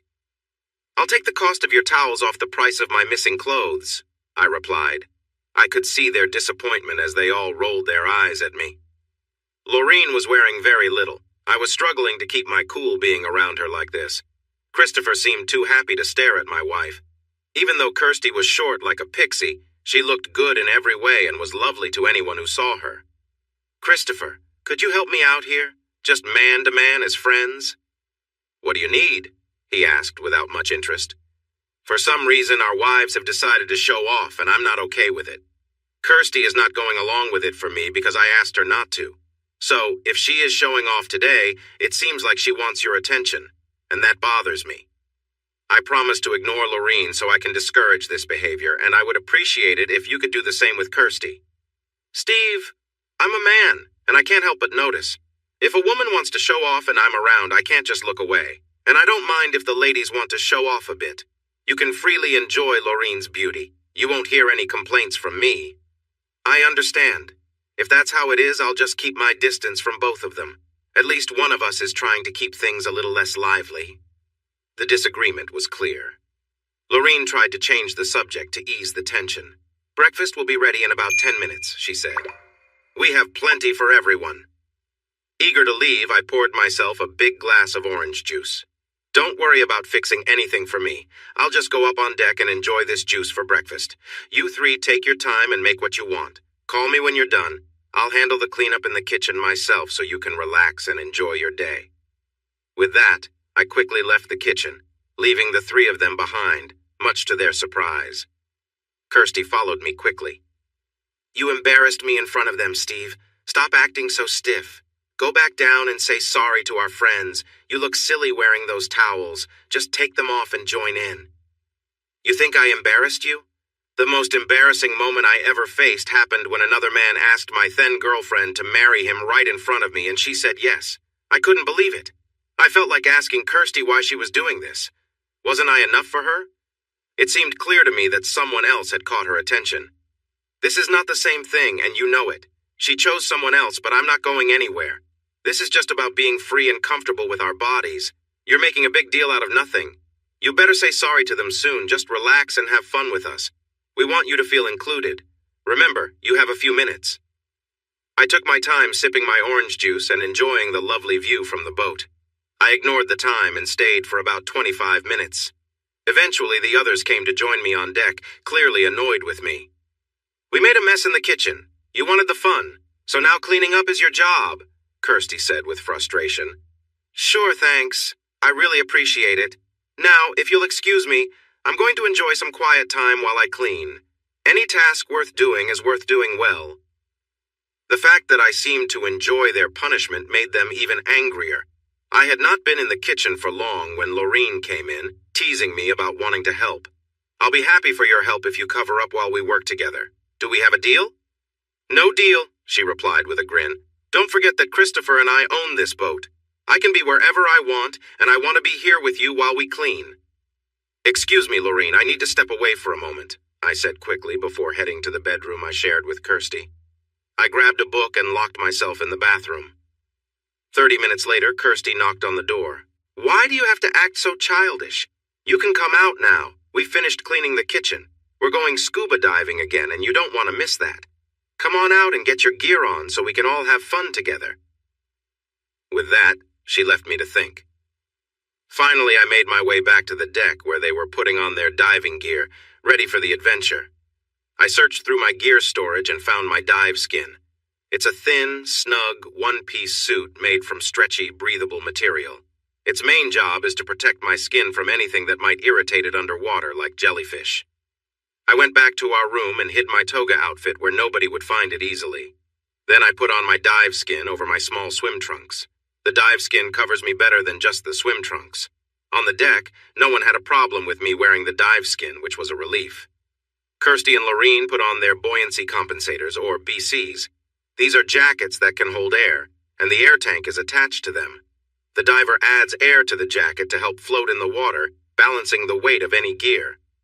Thankfully, the BCs covered them up nicely. Their swimsuit bottoms were still visible, but at least they had some covering. Today, we planned to switch dive partners. Kirsty would dive with Christopher while he spearfished, and Lorene would be my buddy as she took pictures with her underwater camera. I didn't mind since they both looked fairly decent in my opinion. We chose not to use the underwater scooters for this dive because they wouldn't be helpful for spearfishing or taking photos. We were diving on a reef at about 65 feet deep. The visibility was great, so even though Christopher and Kirsty were a bit far away, we could still see each other clearly. Christopher spotted an octopus moving along the reef and signaled Lorene to come and see it. We swam over to join them. Before showing the octopus, he took a few pictures with a nice silver snapperfish he had caught. Once satisfied with the photos, he pointed out the slithering creature. Lorene was busy taking a lot of pictures of the octopus with her underwater camera, which was safely attached to her BC with a short rope so it wouldn't get lost if she dropped it. Suddenly, something alarming happened. Christopher dropped his fish and quickly zoomed to the surface, leaving us behind. Kirsty, following the rules of diving, also surfaced without hesitation. Christopher and I had both seen 3 white-tip reef sharks swimming in our direction. While these sharks aren't usually longer than 5 feet, they are known for being aggressive and could be dangerous. I remembered that Christopher had said we should get back to the boat right away if we saw any white-tip sharks or other dangerous ones. We were far from any help, so it was better to be safe. I tried to get Lorene's attention, but she was focused on taking pictures. After tapping her shoulder a few times, she finally turned to me. I pointed out two sharks swimming toward us from different sides. She got scared, dropped her camera, and started kicking her fins fast to swim up. Christopher and my wife paused just below the boat, ready to help but unable to do anything from a distance. I didn't want to leave Lorene behind.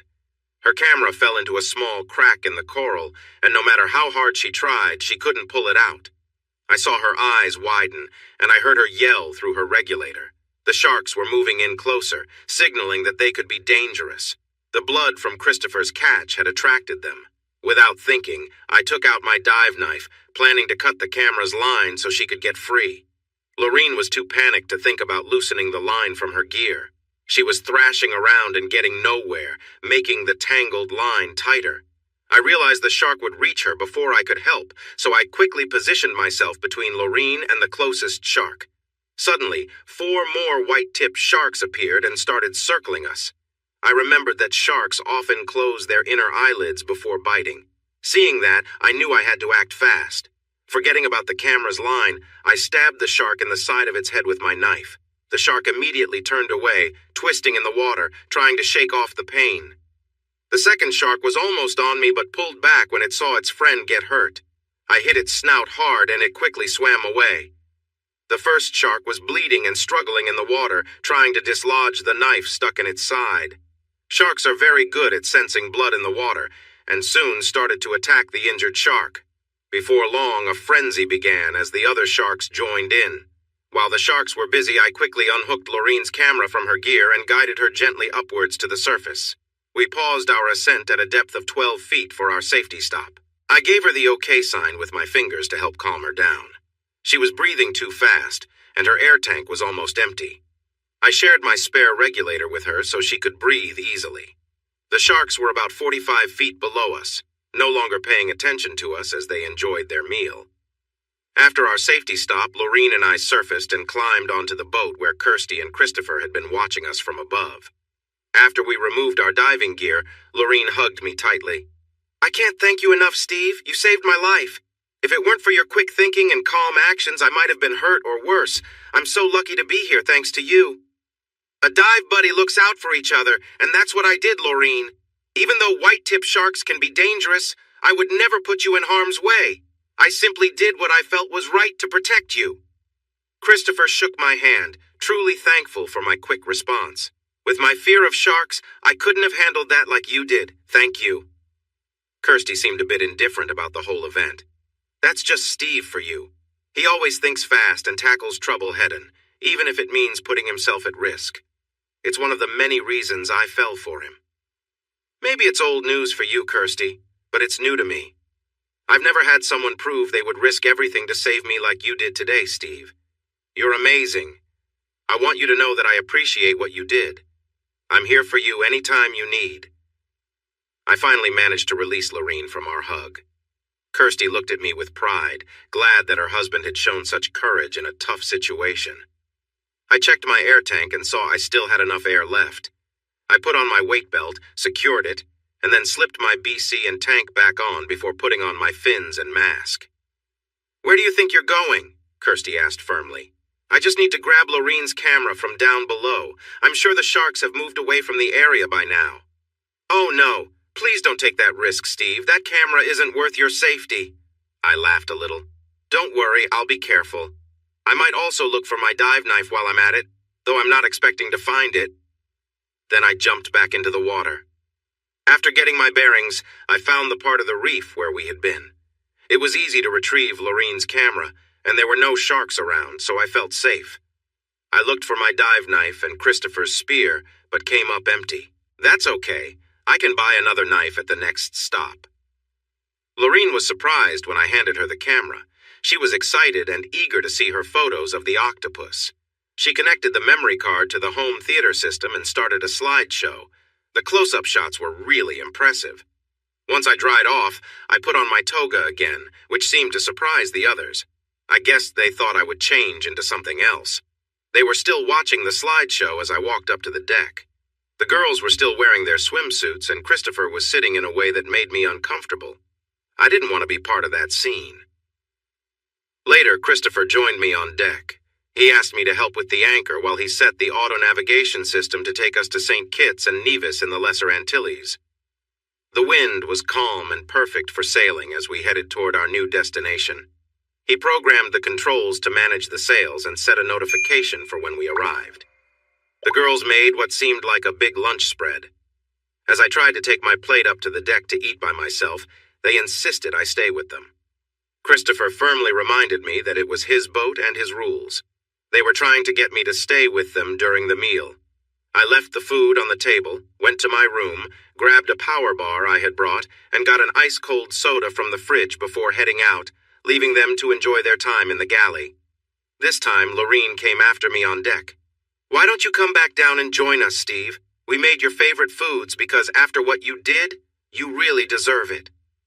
I just heard, "Your boat, your rules. You can keep your food, Lorene. I'm fine with my power bar." "Please don't act like that." "Lorene, as you said before, it's your boat, and I agree you can go wherever you want. But if you want to stay up here without a shirt, then I'll just go to bed. You can enjoy the nice air without worrying about me." "All right, Steve, you win. I'll go back inside so you won't have to see me," she said sadly. "But I'll get you a big plate of food and have Christopher bring it up here.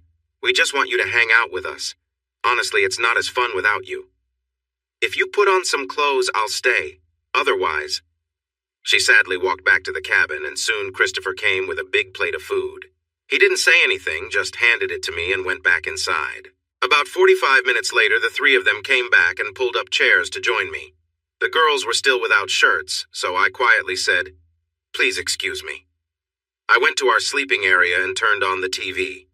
As I thought, my upset wife soon came in. "What's wrong with you, Steve? Are you going to act like a child the whole trip? Lighten up. You don't need to be rude to our kind hosts.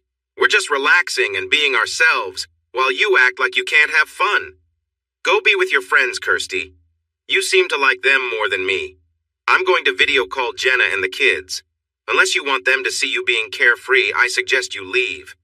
To be honest, Kirsty, I'd rather be home with them than here with you three." Upset, she stormed out and slammed the door. I connected with Jenna and spent over 30 minutes catching up. It was nice to hear about all the fun things she was doing with the kids. I thought I saw a tear in her eye as she told me how much she missed me. Amelia was the only one who asked about her mom. I explained that she was busy with her friends and would talk to them next time we connected. Eric had just one complaint. "It's that song Jenna keeps playing over and over again." "I'm not sure how she can keep listening to it," he said, feeling frustrated. "What song?" I asked. "It's called Bring Him Home from the musical Les Miserables. I'm just tired of it," he replied. I told him that Jenna doesn't ask for much, and that he should let her enjoy it.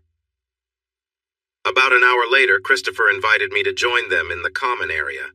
When I looked out from my room, I saw all three of them sitting together on the couch in white bathrobes. It was unusual, but something I could handle. Christopher turned to his wife and she said, "We're sorry, Steve, for surprising you today. We didn't mean to upset you. Honestly, we thought you would want to join us in some fun, but it's about love and sharing." "What do you mean, Lorene?" I asked. "Please forgive us for getting into your personal life, but we had a reason.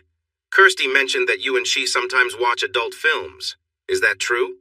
"I don't see how that relates, but yes, we do watch them occasionally to add some excitement. I think most couples do." "Oh, we completely agree, Steve. Christopher and I enjoy those films too, to add some fun to our relationship.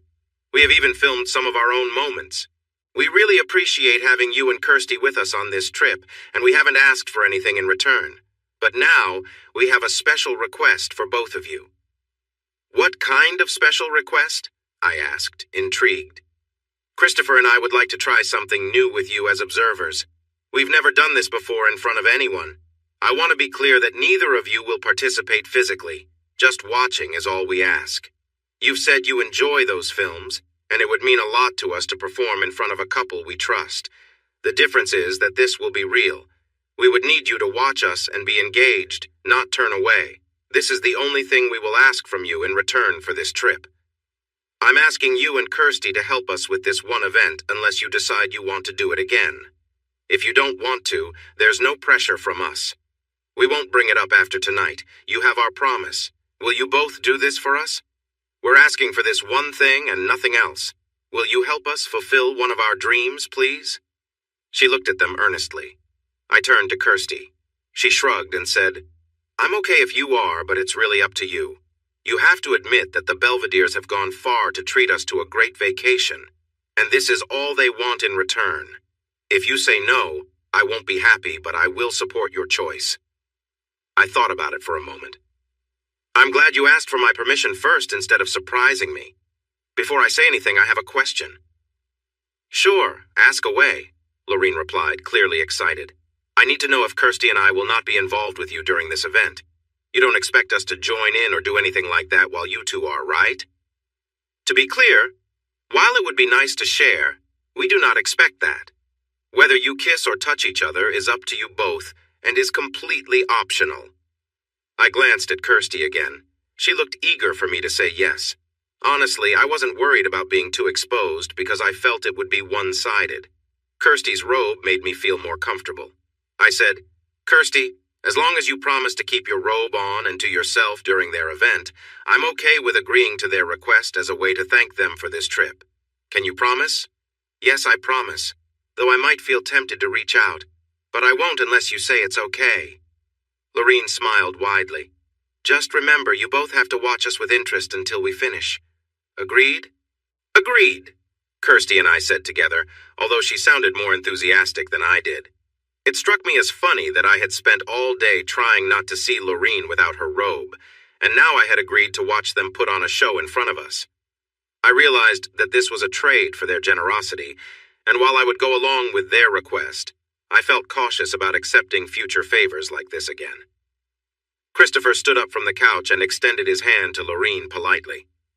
Kirsty sat quietly on the couch while I stayed in a nearby chair just a few feet away. She gave me a friendly gesture, patting the seat next to her, inviting me to sit closer, but I declined with a simple shake of my head. Christopher and his wife were dressed in very little, revealing most of their bodies. Christopher wore only tight blue underwear while his wife was in a thin red outfit. Though revealing, her outfit covered more than what she had been wearing earlier that day, which was a bit of a surprise. It was hard not to notice Lorene. She had a striking appearance that grabbed everyone's attention. She stood in front of us, her husband behind her, and her eyes met mine in an intense gaze. Christopher began to kiss her neck gently, his hands moving over her body. The way they interacted felt intimate and personal. He lifted her outfit over her head, leaving her partially covered, but their actions continued with a sense of closeness between them. As things became more heated, Lorene stepped aside and moved toward her husband, touching him in a way that made it clear they were both deeply connected. I glanced at Kirsty, who seemed equally captivated by what was happening. The atmosphere was charged with tension, but it was clear that this was a private moment shared between the couple, meant only for their own enjoyment. Lorene and Christopher were seated together, engaged in a moment of quiet connection. Lorene carefully focused her attention on him, showing affection through her touch. As their interaction deepened, it was clear that they shared a strong bond, one filled with comfort and warmth. Christopher reacted to her presence, clearly enjoying the attention. With a gentle motion, Lorene turned him slightly to face her more directly, allowing her to continue their quiet exchange. She made him feel appreciated, her actions tender and soothing. The way they communicated required no words, just gestures and glances. It was a private moment of affection shared between the two, while Kirsty and I sat quietly nearby, observing without interrupting. Lorene then leaned in closer, continuing to offer gentle touches. Her actions were calming, and Christopher reacted with quiet satisfaction. There was an undeniable sense of trust and care between them. They seemed lost in the moment, connected in a way that was personal to them. I watched, feeling a sense of peace in witnessing this moment of intimacy unfold. Though nothing was said aloud, their body language spoke volumes. Lorene's careful movements seemed designed to show how much she valued Christopher, and he responded in kind. It was as if time slowed down around them. Everything about the scene reflected mutual respect and affection, and though we observed from a distance, it was clear that their bond was deep and genuine. Lorene and Christopher continued their intimate connection, with Lorene smiling warmly, clearly enjoying the moment. The atmosphere in the room was one of closeness and affection, as they shared a quiet, personal exchange. Kirsty, seated nearby, seemed captivated by the scene, quietly observing without saying a word. As Lorene stood up, she kept her focus on me, still smiling. Christopher quickly returned with a couple of large pillows, placing them on the table nearby, and adjusted the space so it was closer to where I sat. Lorene lay back on the cushions in a relaxed position, comfortable and calm. Her expression reflected a sense of ease, as if she was fully present in the moment. Christopher knelt beside her, gently holding her as he leaned in closer. His actions were careful, showing his affection through touch. They shared a deep understanding between them, and it was clear that they were enjoying the connection they had. Christopher stayed by her side, making sure she was comfortable, and Lorene responded with a look of contentment. Their interaction was quiet and filled with trust. Lorene's gaze shifted toward me briefly, but it was clear that she and Christopher were lost in their own world, sharing something personal and meaningful.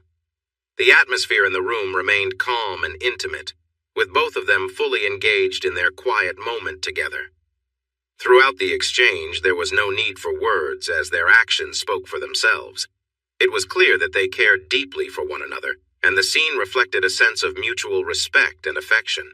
I remained seated, observing from a respectful distance, aware of the deep connection they shared. Christopher and Lorene shared a moment of deep connection, their affection for one another clear. Lorene responded to Christopher's touch, her body trembling slightly as she seemed lost in the moment.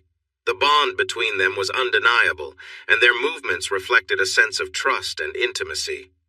I could feel the intensity of the scene, though I remained quietly seated, aware of the closeness they shared. Suddenly, Lorene's body tensed, and it was clear she was overwhelmed with emotion. She expressed her feelings openly, her body reacting to the care Christopher was showing her. The energy in the room shifted as her sense of release filled the space, and it was obvious that they were both fully immersed in the experience. Christopher helped Lorene into a more comfortable position, showing tenderness as he did so. Their movements were synchronized, reflecting how well they knew one another. Lorene's quiet acceptance of the moment, along with Christopher's care, displayed the depth of their relationship. It was a private, shared connection, and I simply observed from the side. After a short while, they continued their affectionate interaction, with Christopher helping Lorene to stand and making sure she was comfortable. They were lost in their own world, sharing something that was meaningful to both of them. It was a quiet, tender moment, one that reflected the trust and love they clearly had for each other. As the scene unfolded, it was clear that both of them were fully engaged in the moment, enjoying the connection they had. Their closeness was something special, and even as I watched from a distance, I could sense the care and respect that was the foundation of their relationship. She was caught up in the intensity of the moment, both of them seeking comfort and connection. Their actions became more urgent, moving in sync, their bond growing stronger. There was a clear sense of passion, though words were unnecessary as they communicated through their closeness. Kirsty, seated nearby, was watching them with focused attention, clearly captivated by what she saw. Her reaction was evident, but I stayed where I was, feeling the weight of the situation but keeping myself composed. As things settled, Christopher and Lorene rested together, both of them visibly exhausted. Kirsty, still caught up in the moment, suddenly blurted, "That was incredible! I've never experienced anything like that before." The words came out before she realized the weight of what she was saying, and she immediately looked embarrassed. "Steve, don't worry about it," I said quickly, cutting her off. "Let's just leave it at that. I'm heading to bed. It's over now, and we've seen what we needed to." I stood up, feeling like the atmosphere had shifted and needed some space. Lorene called after me, but the mood had changed. I could hear them talking behind me, a mix of disappointment and frustration as Christopher and Lorene expressed their feelings about the shift in the evening. Later, around 11 p.m., Kirsty quietly came into the room and slipped into bed beside me. She was clearly remorseful and spoke softly. I'm so sorry about what I said earlier. I didn't mean it the way it came out. I was just caught up in everything and wanted to show some appreciation for their openness. And I also want to apologize for how I acted earlier. I shouldn't have taken things out on you. How are Jenna and the kids? She asked, trying to shift the conversation. Jenna's been great with them, I replied. She's keeping them so busy they barely notice we're not there. Amelia asked about you, and I told her you were busy and would talk to them next time. I'm so thankful we have Jenna, Kirsty agreed. She's been a blessing, and I've missed you today. Watching you handle that situation earlier, I couldn't help but feel proud. It reminded me of why I'm so attracted to you. Seeing Loreen's interest in you, in front of both of us, made me realize again how much I value you. When someone else sees what I see in you, it only makes me appreciate you more. Since you avoided her all day and I regretted what I said, she made me promise that I would give you an amazing evening. I feel bad about my words and actions, and I'm eager to spend time with you, but I wonder if one night will be enough. You say you missed me, yet you chose to be with others and not with me. I don't believe you're truly attracted to me. You've been focused on Christopher all day. He's the reason you're excited, not me. It doesn't matter how I feel as long as you're the one with me, she replied, sounding defensive. I was with you, Kirsty. I noticed when you had your moment. Don't deny it. You were distracted by someone else. Knowing you're thinking of him doesn't make me want to be close to you now. Why not go back to them and enjoy yourself some more? You know they are done for the night. After seeing what went on earlier, you can't pretend you're not interested. You've never said no to intimacy before, and you won't start now. There's a first time for everything, and this is it. I'm tired and frustrated with you. You've made me unhappy today. It doesn't help to be near you while you think of someone else. I'm going to sleep. Please don't touch me tonight. I turned away and closed my eyes. Are you really turning your back on me? She asked in disbelief. Fine, go ahead, see if I care, she replied angrily. She turned off the light and climbed into bed next to me, respecting my wish to keep distance. Day 4. When I woke up the next day, I noticed that Kirsty was gone. My toga was also missing. A quick look around revealed that none of our clothes were in the room. I could hear voices in the hallway, likely the three of them preparing breakfast. I went to find a towel to make another toga, but there were none left. Confused, I opened the door slightly and called for Kirsty. She answered, but I was caught off guard by her reply. Good morning. It seems like someone enjoyed sleeping in. Sleeping in? It's only 6:30 a.m. That's hardly sleeping in. Wait a minute. Where's your swimsuit? Why are you not wearing anything? Have you been outside like that? This can't be real. Today is a special day on this sailboat, and the captain says everyone must follow the rules, including you. Don't worry, there's no touching, just looking. This day is meant for you, Steve. Christopher can look, but Loreen is fine with you seeing her too. It's only fair you let her see you too. I'm proud of you, and I think she should see you as you are. Nude day? You must be joking, I said, feeling upset. We're serious about this. After what you watched last night, you can't complain because we've already seen everything. This time we knew you might try to escape, so there's no clothing available. All the towels are secured. Breakfast will be ready soon, and you better join us in a few minutes, or we'll just eat here without you. Then she left me feeling frustrated. I realized there were no sheets or covers on the bed. Were they really trying to force me into this? I needed a quick plan, or I'd have to give in to their scheme. Right on time, I stepped out of the room and headed to the kitchen to get something to eat. Christopher slammed his hand on the counter. What did you do, Steve? You ruined the curtains. You used our nice curtains for something else? No one has ever worn anything as fancy as what you have on now, he said loudly. The girls laughed at my cleverness. I realized I was the only one in the room still wearing something. I tried not to look at them and just focused on the food on the table. I grabbed some eggs, bacon, and toast, then took a glass of orange juice and headed toward the deck. But soon I found that the way to the deck was locked from the inside. They didn't say anything, but I could feel their eyes on me. I squeezed past the two laughing women in the kitchen and slipped into the engine room. I locked the door behind me, hoping it would be enough to make them leave me alone. Just to be safe, I pushed a chair under the door handle. They have keys, but I hoped my blockage would slow down their plans. As I had my breakfast, all three of them took turns knocking and calling out to me. Each one waited a few minutes. I ignored them and enjoyed my meal alone. After about 45 minutes of no sounds from outside, I felt it was safe to leave. I quietly put my dirty dishes in the sink and checked the cabin. It was quiet, but the hatchway was now open. I quietly made my way up to the deck. I could hear them talking at the front of the boat. When I crept closer without being seen, I saw the girls relaxing while Christopher was beside Lorene. They were whispering softly, and it seemed like they were waiting for something or someone. Maybe me? I decided to find out what was going on and walked over. "Oh, hi, Steve," Kirsty said. "We were wondering when you would come out. Just so you know, Christopher could have gone into the engine room, but we thought you might want to have your moment alone." As Kirsty spoke, Lorene looked right at me while Christopher rubbed sunscreen over her skin. He was focused on her, and she seemed to enjoy it very much. Lorene was clearly comfortable. Christopher didn't look my way. He was engrossed in what he was doing. Lorene opened her legs wide, making it clear that she was allowing him all the access he wanted. It reminded me of what I had seen the night before. Then Kirsty chimed in. "Steve, would you help me like Christopher is helping Lorene? I think it would be wise for me to put some sunscreen on to avoid sunburn."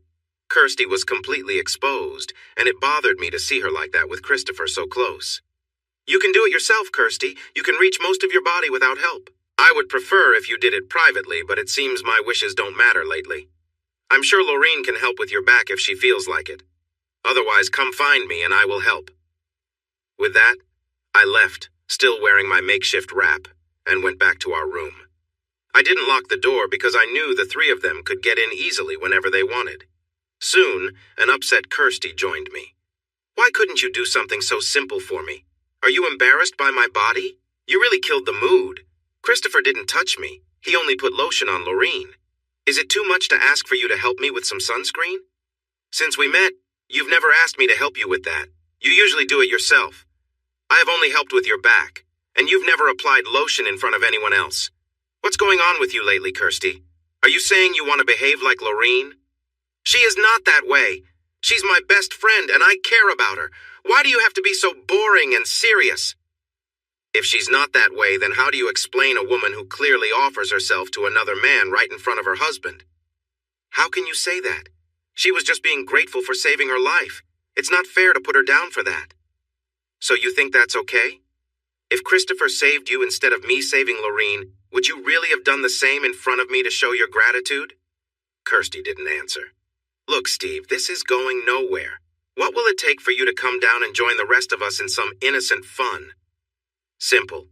Just put your clothes back on and stay with me, your husband, instead of going to join your other friends right now." She looked down, sad, and walked out, closing the door behind her. I started to feel really worried about our marriage. After seeing the strong bodybuilder all day, I wasn't sure if my body would appeal to her anymore. So far, there hadn't been any physical closeness, but if things continued this way, I feared it wouldn't be long. Once she joined them on the deck, I went to the kitchen and made myself a couple of sandwiches, grabbed some snacks, a 2-liter bottle of soda, and a bucket of ice. With plenty of food in my room, I was ready to avoid any plans to skip meals again. I turned on the TV, hoping to not see them for the rest of the morning, but within 15 minutes all three of them came into the room with chairs. The girls sat on my right while I lay on the bed and Christopher sat to my left. All three of them settled comfortably, likely to get my attention. "What's on TV, sweetie?" Kirsty asked playfully. "Does it really matter? Anything good is better watched on the big screen in the common area, right?" "That's true," Lorene joined in, "but you're in here now, and that makes this room special for us." They were all smiling, enjoying my discomfort. Kirsty added, "We thought you'd like more time with us like this. The more you see us, the sooner you'll get used to it. It's nice and cozy here, don't you think, Lorene?" Frustrated, I quickly flipped through the channels until I found a Shark Week episode and turned the volume up. Christopher was not having it. He got up and unplugged the TV. Not wanting to give in, I grabbed my hat, phone, earbuds, sunglasses, and sunscreen from my room and headed to the back deck, setting up my lounge chair to watch the water as we moved along. I wasn't alone for long. All three of them soon joined me, finding spots where I could see them. I put on my sunglasses, applied sunscreen to my exposed skin, put on my hat, sat back, and started listening to the music I had saved on my phone. I leaned back, closed my eyes, and focused on the music. I chose to ignore them, which was my goal. After some time, they realized I wasn't paying attention, and they tried to change that. Several times, Kirsty bothered me by pulling my earbuds out and asking silly questions to get me to engage with them. One time, while I was fixing my earbuds, I noticed a bucket of ice they had for their drinks. I stood up, handed the bottle to Christopher, who took it without thinking, then dumped the ice bucket over Kirsty's head. She did not find my joke funny and was quite surprised. "Leave me alone, Kirsty, unless you want more of that. You can sit anywhere and chat among yourselves. Just let me enjoy my music in peace." Lorene started to say something, but I shot her an annoyed look. Christopher added his thoughts. "Hey man, we just want to spend time with you. Is that so bad? Hang out as much as you like, just leave me be, please. Is that too much to ask?" They stuck around with me until lunchtime, trying to get me to talk or even look at them. I disappointed them on both counts. They eventually went to prepare lunch. Lorene soon came back and asked what I wanted to eat. I told her I had it covered. She walked away looking a bit sad. I think she felt it was unfair that Christopher and Kirsty were together while I was ignoring her. After all, my curtain was blocking her view, and I was just trying to focus on my own things. I went back to my room, turned on the TV, and enjoyed the sandwich I had made earlier, along with some snacks. Just as I finished eating, Lorene came back. She opened the door a little and invited me to watch a movie with them in the common area. "Are all three of you still just in your towels?" I asked politely. "You act like that's a big deal. Nothing strange has happened today, Steve. If you had spent time with us, you would have seen that." "We're just friends enjoying time together," she replied. "No thanks. I'd rather not sit on the couches or chairs that you three have been using. They don't look very clean."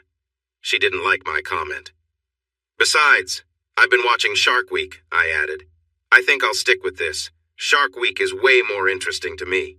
"I'm sorry, Steve. Christopher and I can't watch any more of those shark shows. They nearly ruined scuba diving for us." "I figured as much, Lorene. Enjoy yourselves without me." She went back to join the others, looking disappointed.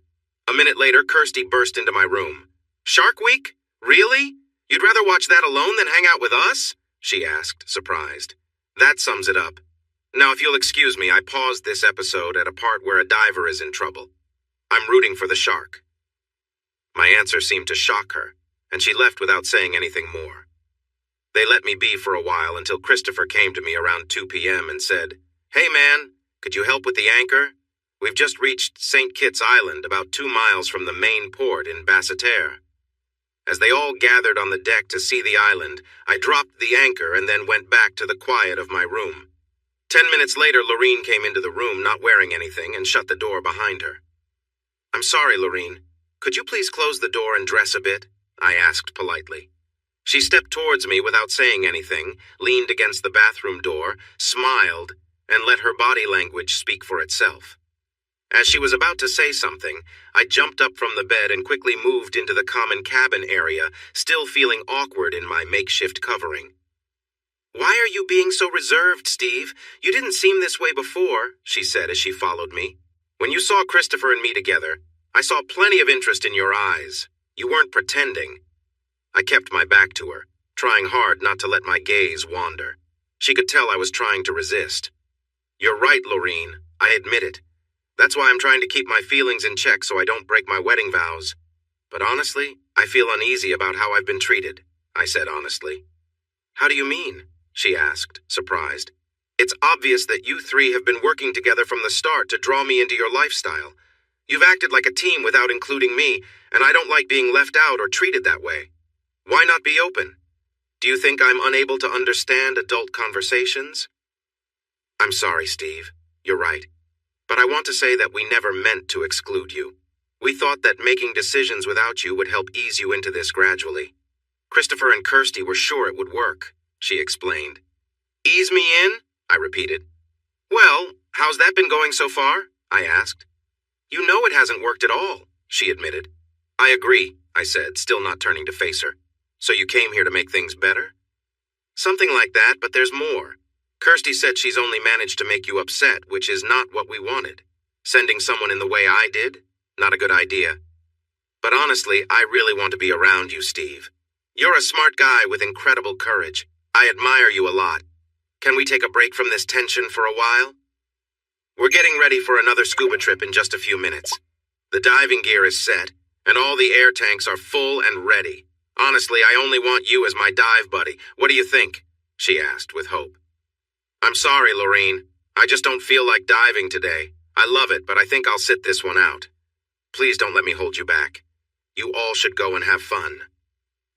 I could hear her sniffing. I pictured her holding back tears, but I still didn't turn to look at her. If you don't go, then I won't either. I'll be really disappointed to miss this chance, but I mean it. I won't dive unless you're with me. I know they won't like it, but I'll tell them to go ahead without us. Welcome to my world. I haven't been enjoying this trip for a while. You can choose to go or stay. It's clear I don't have a say in any of this. With that, I walked back into my room and closed the door. A few minutes later, Kirsty and Christopher barged in, pleading for Lorene. If you're not going to join in on this trip, then why did you even come? Kirsty asked sharply. Right now, I wish I hadn't come. I don't want to have a private talk with my wife in front of everyone. The three of you can dive without me. If I'm such a downer, I'd ruin the experience for you anyway. Just go and leave me be. Don't you see, Steve? Christopher said.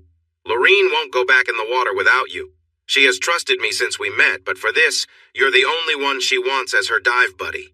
It's one thing to ruin your vacation, but now you're ruining hers too. You're her trusted hero, and no one else will do, not even me. So get up on deck and let's dive like we used to, okay? He said with frustration. I couldn't help but laugh a little at that. What's so funny? Christopher shot back angrily. It's quite clear that I have no control over my wife's choices on this trip.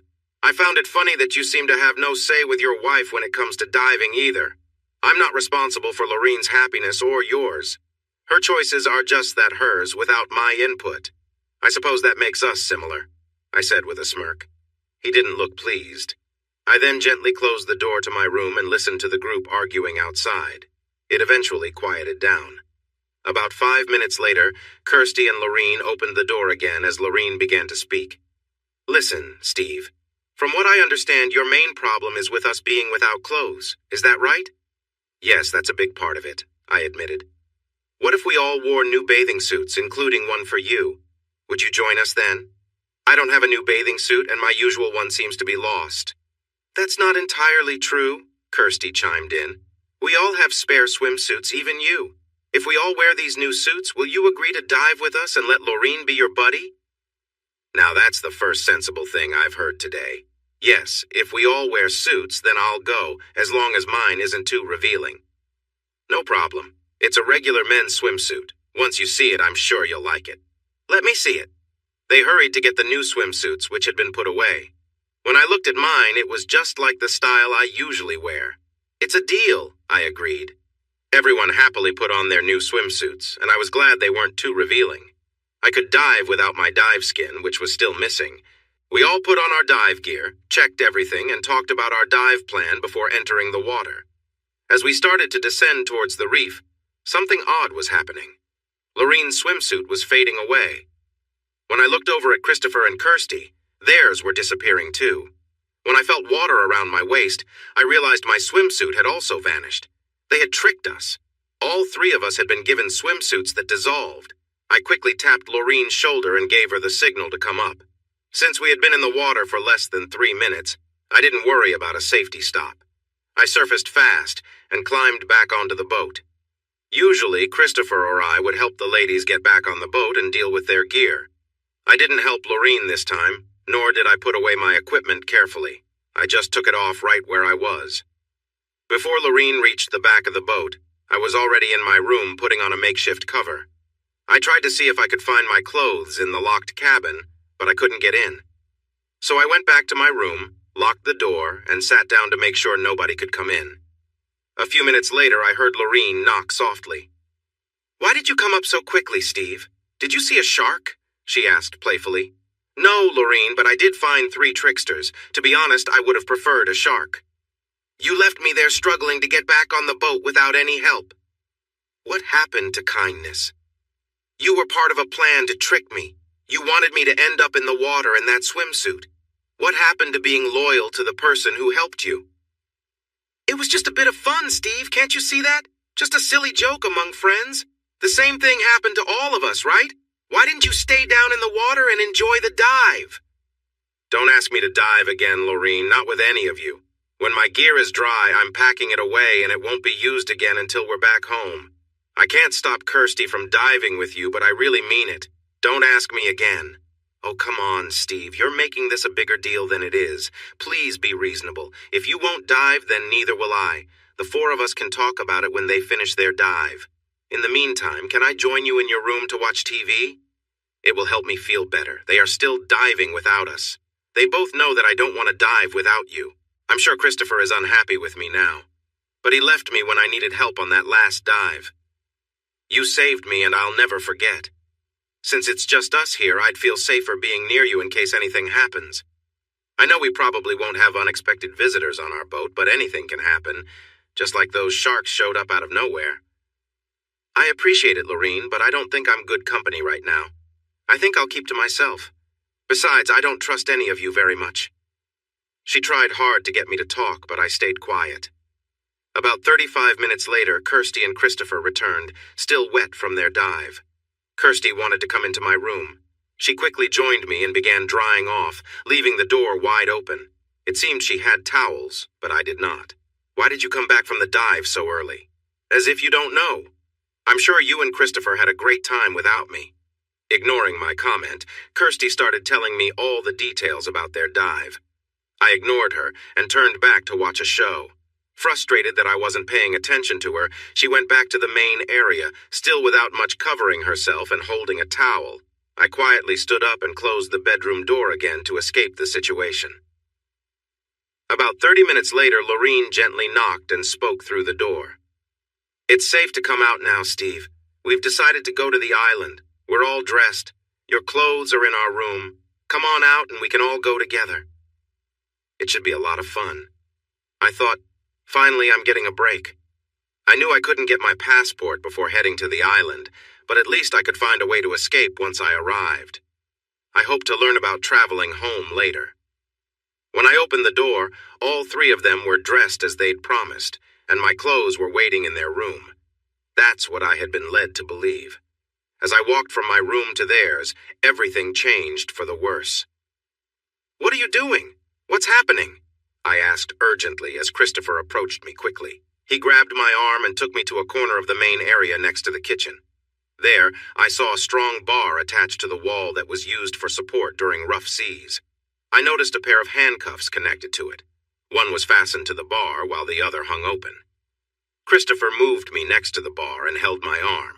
Kirsty then secured the open handcuff around my wrist. I felt trapped. I turned to face the wall.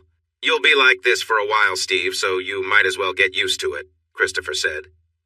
Please don't be upset, Kirsty said kindly. This is for your own good. We're going to the island just as we said, but we needed to make sure you wouldn't leave before our trip ended. We also can't leave you alone on the boat because you might try to swim to the island. This simple restraint is just to ensure you stay safe until we return. I believe you'll change your mind about everything once you have some time to think, she reassured me. What you're doing is not right. You're all liars. How can you do this, Kirsty? I retorted. In a moment of anger, she unexpectedly slapped my face. Thank you for showing how much you care, I said bitterly. Your actions are hurting any love I once had. She began to cry at my harsh words, which surprised me. I had never spoken to her like that before. Christopher added, Don't let his words affect you, Kirsty. He'll come around, I promise. He may seem confident now, but I assure you, we'll persuade him to see things our way eventually. Maybe I should stay with him and try to help him calm down, Kirsty suggested. It's a good idea, Kirsty, but he won't appreciate it. He's quite upset right now. If anyone stays with him, he'll just lash out at them. He needs some time alone to realize that fighting back won't work. He'll be much easier to deal with when we come back in a few hours, I promise, Christopher said. Kirsty nodded, accepting his decision. I'm sorry for hitting you, Steve. Can I kiss it better before we go? She asked. I don't want anything from you, I replied, feeling frustrated. Kirsty's eyes filled with tears at my harsh words. Lorene then asked, Are you sure he'll be okay? He won't be in any danger while we're gone? Christopher reassured her, No, He might struggle a little, but once he sees it's pointless, he'll stop. That bar is really strong. There's no way he could break free from it.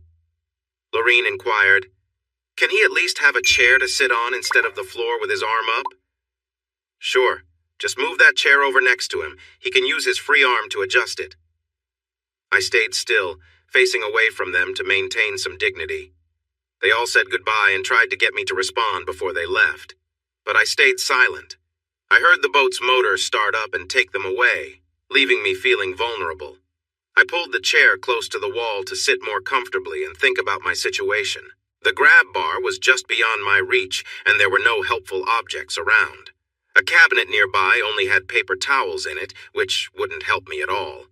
Christopher had made sure there was nothing useful within reach. Feeling determined, I spit on my wrist and struggled against the metal restraint, but it wouldn't budge. After some time, I realized I needed to use the bathroom. I stood up and, without a second thought, relieved myself on the fancy carpet of the multi-million-dollar boat. After that, I sat back down and tugged at the restraint repeatedly. They returned 3.5 hours later, excited to be back, but their mood changed quickly when they saw the mess. Lorene screamed when she first noticed me. "Is he going to be okay?" she asked hurriedly. "No. He made a mess and his wrist will need some care, but he'll be fine," Christopher replied. "Steve, why did you fight so hard to get free when you knew it wouldn't work?" Then he stepped into it barefoot. "Did you make a mess on my carpet too? What kind of person are you?" Christopher shouted in frustration. "Don't raise your voice at him," Kirsty said firmly. "You used the bathroom twice while we were gone. What did you expect him to do? He had no other choice. I'll take care of it," she declared. "He's my husband after all. It's going to take some strong cleaner to get rid of that mess." "I'll help with that," Christopher said as he released me. "Lorene, you clean up his mess. Kirsty is a nurse, so she can take care of his wounds. I'll get the first aid kit. It should have what you need," he added. They were upset that I had made a mess due to my injury. I sat there using paper towels for some cover while Kirsty got ready to help me. "No," I said firmly. "I can take care of myself, thank you." "Don't be silly. I'm a nurse, and I feel responsible. Let me treat your wounds," she insisted. "Either give me some supplies to do it myself or I'll manage on my own. Just like you respect your body, I respect mine, and I don't want you to touch me." My refusal seemed to hurt her. I could see her guilt, and her eyes glistened with tears since she was the one who tightened the handcuffs around my wrist earlier. No one acknowledged my attempt to be modest. As Christopher and Lorene cleaned up my mess and I worked on my wounds, Kirsty seemed more cheerful. "I have some things to show you," she said excitedly as she let go of her clothes. "Look, I had a wax. Isn't it smooth? What do you think? Why don't you show it to someone else? It's not for me. I don't like it." "What?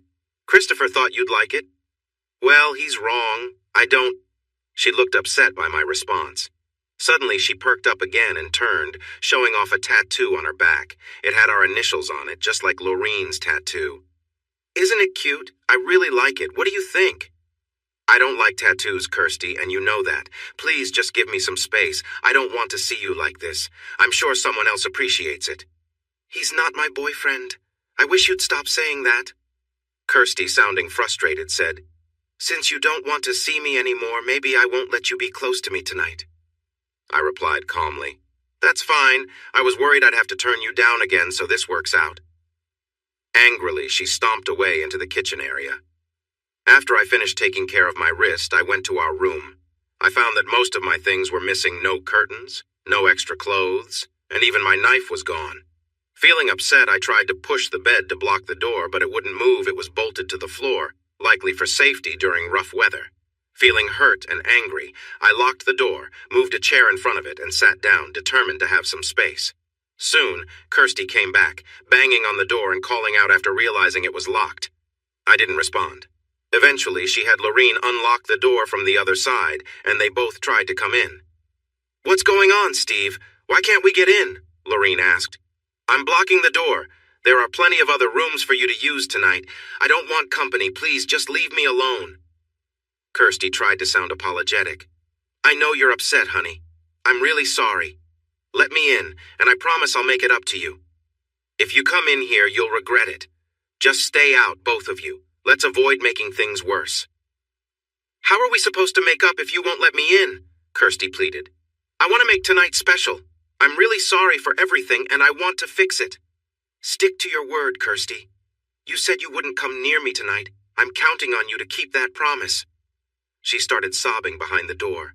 Why are you ruining everything for me? She cried. I replied quietly. The same way you ruined everything for me. Eventually, they gave up trying to reach me, and I was left alone. About half an hour later, I heard the sound of fireworks outside. When I looked out of the window, I saw bright flashes of light and explosions in the distance. It reminded me that it was the 4th of July, a day to celebrate independence. I thought maybe this was a way to lure me out of the room, but I stayed put. Tired and emotionally drained, I moved to the bed and fell asleep with the TV still on. Day 5. Sometime in the early morning, just before sunrise, I was unexpectedly woken up. I felt something warm nearby and realized I was lying on my side, facing Kirsty. Apparently, sometime during the night, Kirsty had quietly slipped into bed beside me. When I opened my eyes just slightly, I realized she had moved down the bed and was trying to get close to me in an unexpected way. She hadn't touched me anywhere else, probably trying not to wake me too suddenly.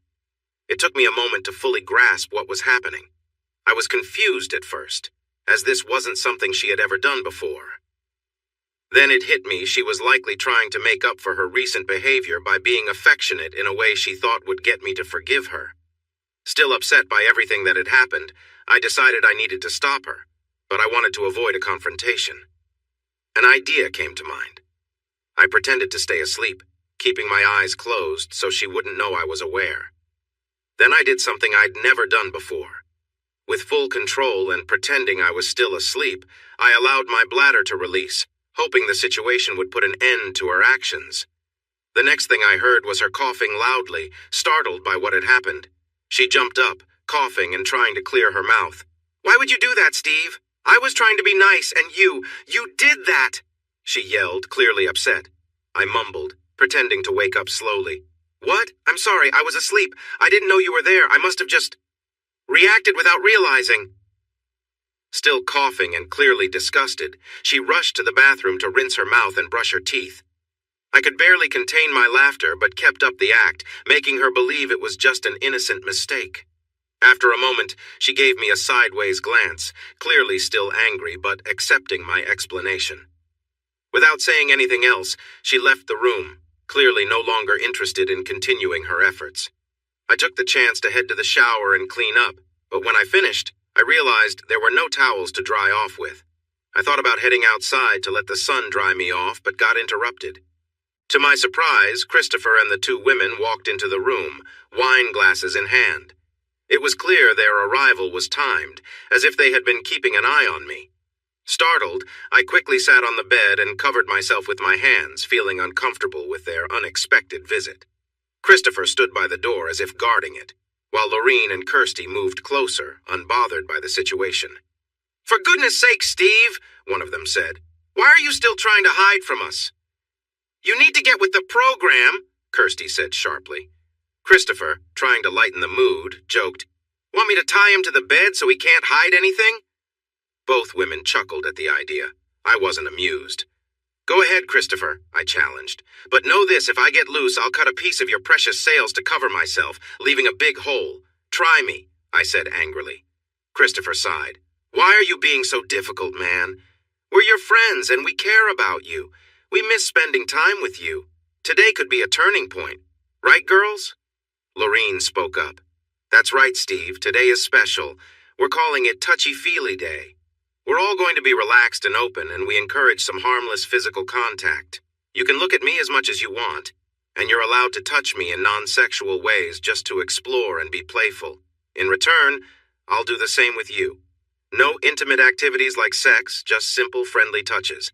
We can enjoy each other's company without crossing any boundaries. I raised an eyebrow.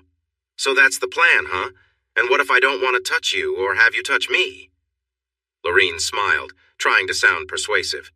Come on, Steve. You're human like the rest of us. This is just a chance to expand your comfort zone a little. My comfort zone is just fine where it is, I said firmly. Lorene, I will never intentionally touch you in that way.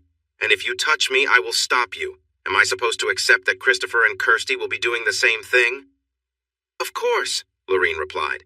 It's just a fun way to bond and get to know each other better. It wouldn't be fair if only we were participating. Why not join in and just enjoy the moment? I kept my eyes on hers the whole time, not glancing away. Kirsty, is this really what you want? To let another man touch you? Don't you see where this is heading? I'm completely against this. If you go through with it, it will destroy our marriage. Is that what you want? Why did you even bring me on this trip? Why didn't you just go without me and let me relax at home with Jenna and the kids? You're making it sound worse than it is. We're just trying new things. Stop being so dramatic, honey. This isn't a big deal. As Lorene said, there will be no intimacy. We'll just be a bit playful. You can still touch me however you want. That hasn't changed. Don't worry. This won't affect our marriage. You seem a bit jealous of Christopher. I understand why, since he is quite a good-looking man, and yes, I've enjoyed looking at him too. But at the end of the day, I'm all yours. You've turned me away the last 2 nights, and I'm disappointed in you for that. If that's how you really feel, then we have nothing more to discuss. I've told you how I feel. You've shared your plans to be with another man, and I can't agree to that. May I leave this room and go up on deck to dry off? It seems our hosts forgot the towels. No one is cheating, Steve. We've been completely honest with you. If you don't join in, it's unfair to Lorene, don't you think? Christopher is already close to her. She wants to have fun with you, too. The only man she's seen without clothes this week is her husband. You've been distant and leaving her out. If you had joined in a little, none of this would have happened. Don't you see? As I said, we have nothing more to discuss. Once again, may I leave this room and go up on deck to get dry? Fine, be stubborn. Go ahead and not join in. Let him pass, Christopher. I'm sorry, Lorene. He just needs more time to understand. I believe he'll come around. Christopher opened the door and let me go outside. I felt a small sense of success for resisting their plans. It seemed like I might be losing Kirsty. I took a roll of paper towels and wrapped it around my waist for modesty, walked up on deck to get some fresh air, and dried off as I walked. About 15 minutes later, the 3 of them came outside and went to the sunning area at the front of the boat. I stood back and couldn't hear them, but I could see they were laughing and having a good time. Slowly, I made my way closer to them without being noticed, but I was very unhappy with what I saw. Christopher was putting lotion on Kirsty and was getting very close to her. They both looked like they were enjoying themselves. I stepped into the room to see if Kirsty would show any signs of shame. I was disappointed to see her with her eyes closed, acting like she didn't notice me. It seemed like she enjoyed the fact that I was watching her with another man. Lorene quickly asked me to join in too. I walked away feeling upset. What they didn't know was that I came back with my phone recording. I couldn't browse the internet, but I could still film. I wanted to capture what I thought was very inappropriate behavior, maybe even betrayal. When I returned, Christopher and my wife were already caught up in their actions. Lorene was watching with interest. Christopher was close to Kirsty, and it looked like they were very involved. Their sounds made me uneasy. He seemed to be giving her a lot more than I would ever do. I made my presence known. Sorry to interrupt, Kirsty, I said with a sarcastic tone as I continued to record. Looks like you found a new way to get some sun. She looked startled, realizing I had seen everything. Before she could respond, Lorene spoke up. Nothing is happening that you weren't warned about, Steve, she said, then opened her legs and asked, Please join us. I would love for you to do the same with me. I wouldn't touch you, Lorene. You all disgust me. I never thought my wife would act like this with another man. If you all know what's good for you, you'll leave me alone. Lorene and Kirsty looked shocked by my anger. He recorded us, darn it. I told you he might do that. What will you do with that recording? Christopher asked. I replied, dripping with sarcasm. I was thinking of going back to my room and enjoying it. I lied. The truth was I wanted it as proof for our divorce, but I didn't want to cause more trouble by saying that. I wasn't sure they believed me anyway. It was time to end this situation. So I was right. He does have some strange interests after all. This is interesting, Christopher said. This vacation is ruined for me. I don't want to stay here with any of you, especially with the person I thought I knew. I really want to go home right now. Christopher, could you please adjust the settings to take us back to Tampa Bay in Florida immediately? Kirsty looked surprised by my request but didn't say anything, unsure how to calm the situation without making me more upset. Lorene chimed in. Are you sure you wouldn't let me talk to you for a bit, Steve? Just a few minutes alone, and I think you might change your mind. I didn't even glance at her or respond. My silence spoke volumes to them. I'm sorry you feel this way, Steve, Christopher said with a smirk. We'll think it over and let you know, but no promises, he added. I know you three want to keep going with the trip, and that's fine. Enjoy your vacation for as long as you want without me. Just drop me off at the island pier and I can make my own way home. You won't have to deal with my bad mood anymore. They understood I was serious. Give us a few minutes to discuss this, he repeated, and we'll get back to you. Then I said, I'm going to get some fruit for breakfast and visit the restroom while you all figure out how to get me off this boat. I was surprised that none of them commented on my need to leave. I thought Kirsty would try to argue with me. This was unusual for her. Had they already planned for my request? 30 minutes later, Kirsty came to the cabin.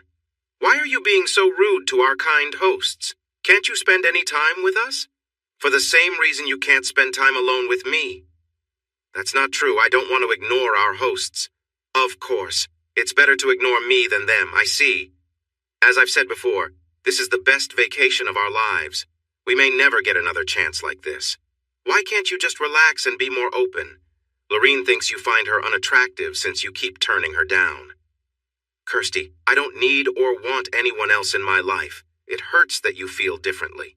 It's not like that, Steve. Think of it as me wanting something I can't have. Sometimes I can allow myself a little treat. I can't believe you're doing this, Kirsty. I'm not doing this against you, Steve. I'm doing it for you. That's hard to believe. It feels like you three are all the same and I stand out. I wish I had known this side of you before. Maybe I would have made different choices. This may be the best vacation of your life, but it feels like a nightmare for me. Out of the four of us, only 3 are enjoying themselves, and I'm not one of them. Once we get this fancy prison back home, I swear I will never get on it again. You can't mean that, Steve. These are our closest friends, and they are sharing everything with us, including their ideas. And that's the issue. You've gone further with Christopher than I ever wanted. They seem to have influenced you. I just want to go home. I can't stand it here. Your jealousy is not a good look, Steve. You're making it awkward for me in front of our closest friends. I have a simple idea, Kirsty. Just drop me off at the pier on the island, and you 3 can enjoy yourselves without me getting in the way. That's one of the things I wanted to discuss with you. We've talked about your request. We will sail toward Montserrat. Christopher has some business there. After that, he said he'd be happy to take us back home. The Belvederes are upset that you're unhappy and don't want to join in our fun. If you still want to leave, we can head home after his business. Can you wait a couple more days before we go back to Tampa? I suppose I don't have much choice, do I? I guess I can manage another day or 2, but I'm worried this might hurt our marriage. She laughed. That's not realistic, Steve. No 2 people are better suited for each other than you and me. We both know that. There's no need to be so dramatic. Like I said, we'll turn around and head home once he finishes his business, if that's what you still want. Until then, can you please try to be a little less difficult? I didn't answer, and she walked back to the deck looking upset, leaving me alone in the room. A few minutes later, I spotted a drone outside my window. They were probably trying to see what I was doing in my room. I could imagine they were hoping I was really upset over the video I made of Kirsty and Christopher. I chuckled at that thought, closed the curtains, and turned on the TV for a bit, though I couldn't really focus since the day had been so emotional for me. I listened carefully until the quiet I had hoped for finally came. I peeked out onto the deck and saw the 3 of them deep in conversation, likely talking about me. Not wanting to waste any time, I rushed into the engine room and searched through the tool drawers. I eventually found what I needed, a hacksaw. I wrapped it in some paper towels from the engine room and took it with me to the common area. I held the item tightly against my chest, making sure it blended in with the paper towels I had wrapped around myself. I wanted to be careful that no one would spot me. I quickly hid the saw at the back of the paper towel cabinet, under some unused rolls. Then I took a fresh roll to my room, just in case anyone saw me. This would give me a reason for being in the cabinet if someone asked. I concealed the saw to protect myself in case I was ever restrained again. I had no idea what might happen next, but I just wanted this stressful situation to end.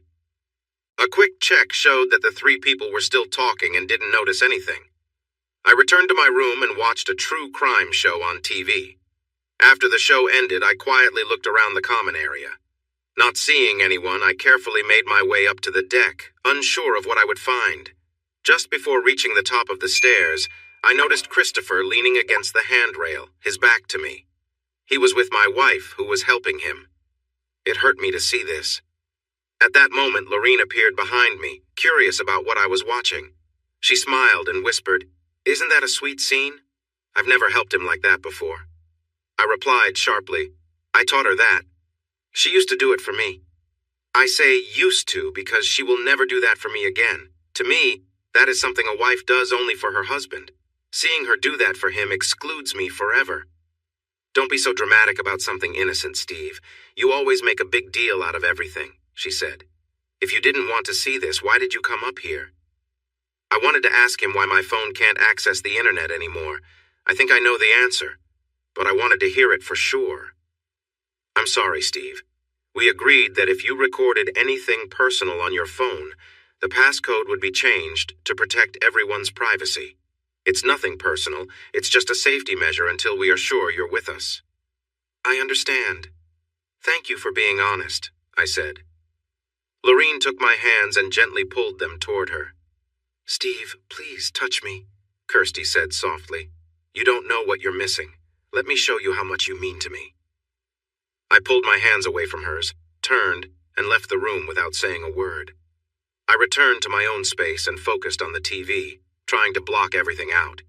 I could feel the boat moving again, and I hoped we were finally on our way to Montserrat, where Christopher had some business to take care of before we could head home. That was the plan, or so I thought.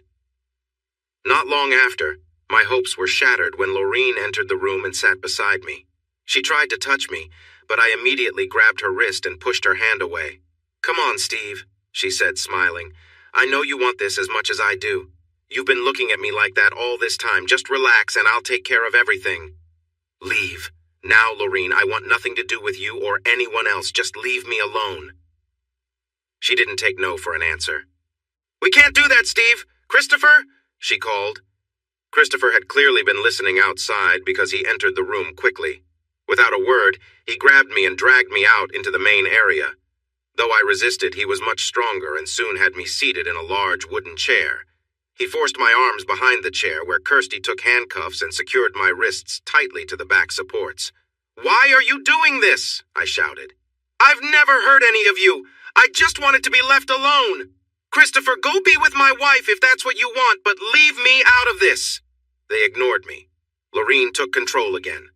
"Now his legs," she instructed. Christopher, confident I couldn't fight back, tied my ankles to the rear legs of the chair, spreading my legs uncomfortably wide. I couldn't move. My hands were locked behind me, my legs were bound, and I was stuck in this humiliating position. I was furious, trapped in a way I never imagined, and it felt like I had lost all control.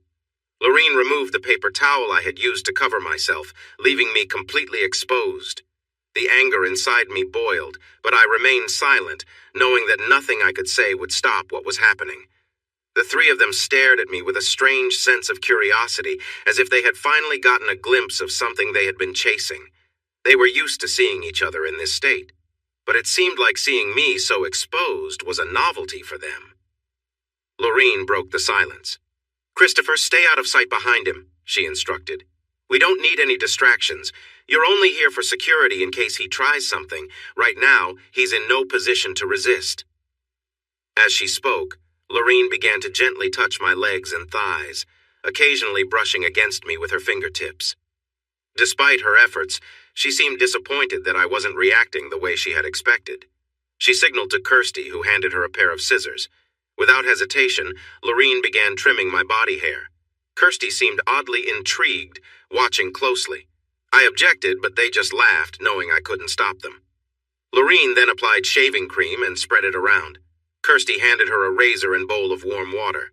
Together they began to shave me, making sure no hair remained. Lorene made a light-hearted comment, but I remained silent, my anger only growing. When they finished, Lorene seemed satisfied, noting that I was now prepared for whatever they had planned next. She then tried to stimulate a response, but nothing happened. Kirsty attempted to help by kissing my neck, something that might have worked in other circumstances, but I remained unresponsive.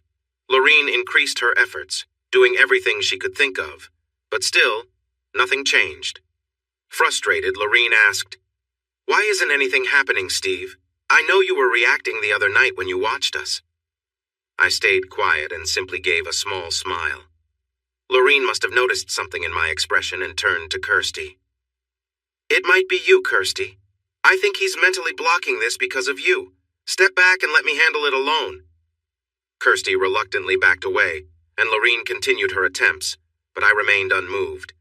Lorene turned her attention to me, continuing to speak softly but confidently. "Steve, I'm going to give you an experience you've never had before. I know you're surprised, but let me tell you, I'm really good at what I do. You won't be able to stop thinking about it. You won't be able to walk away now, and soon enough you'll be in my hands, helpless to resist." I interrupted her, feeling confused. "But why, Lorene? You and Kirsty have both said your husband is superior to me in every way. Why would you want to do this with me?"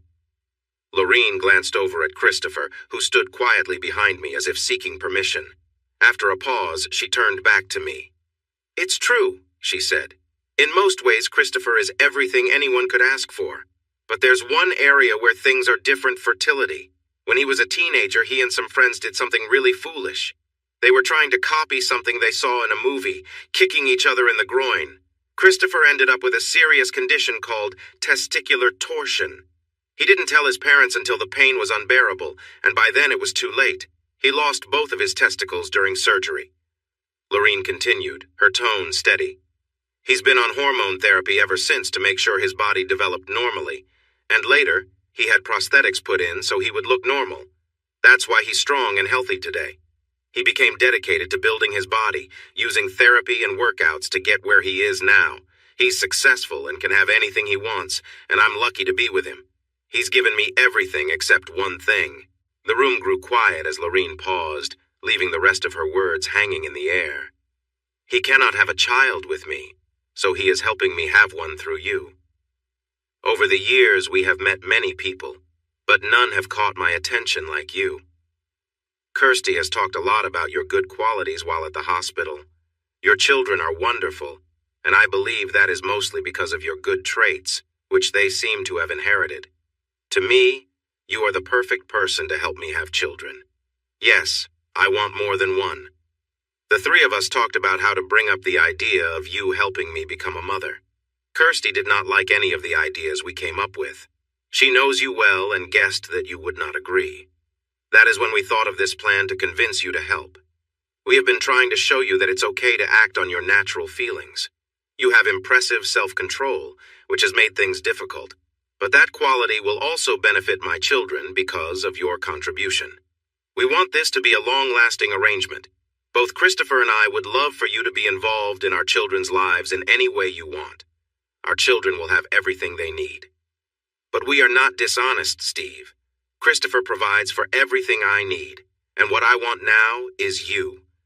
Kirsty fully supports our plan. Once we come together for the first time, Christopher will add $1 million to your account.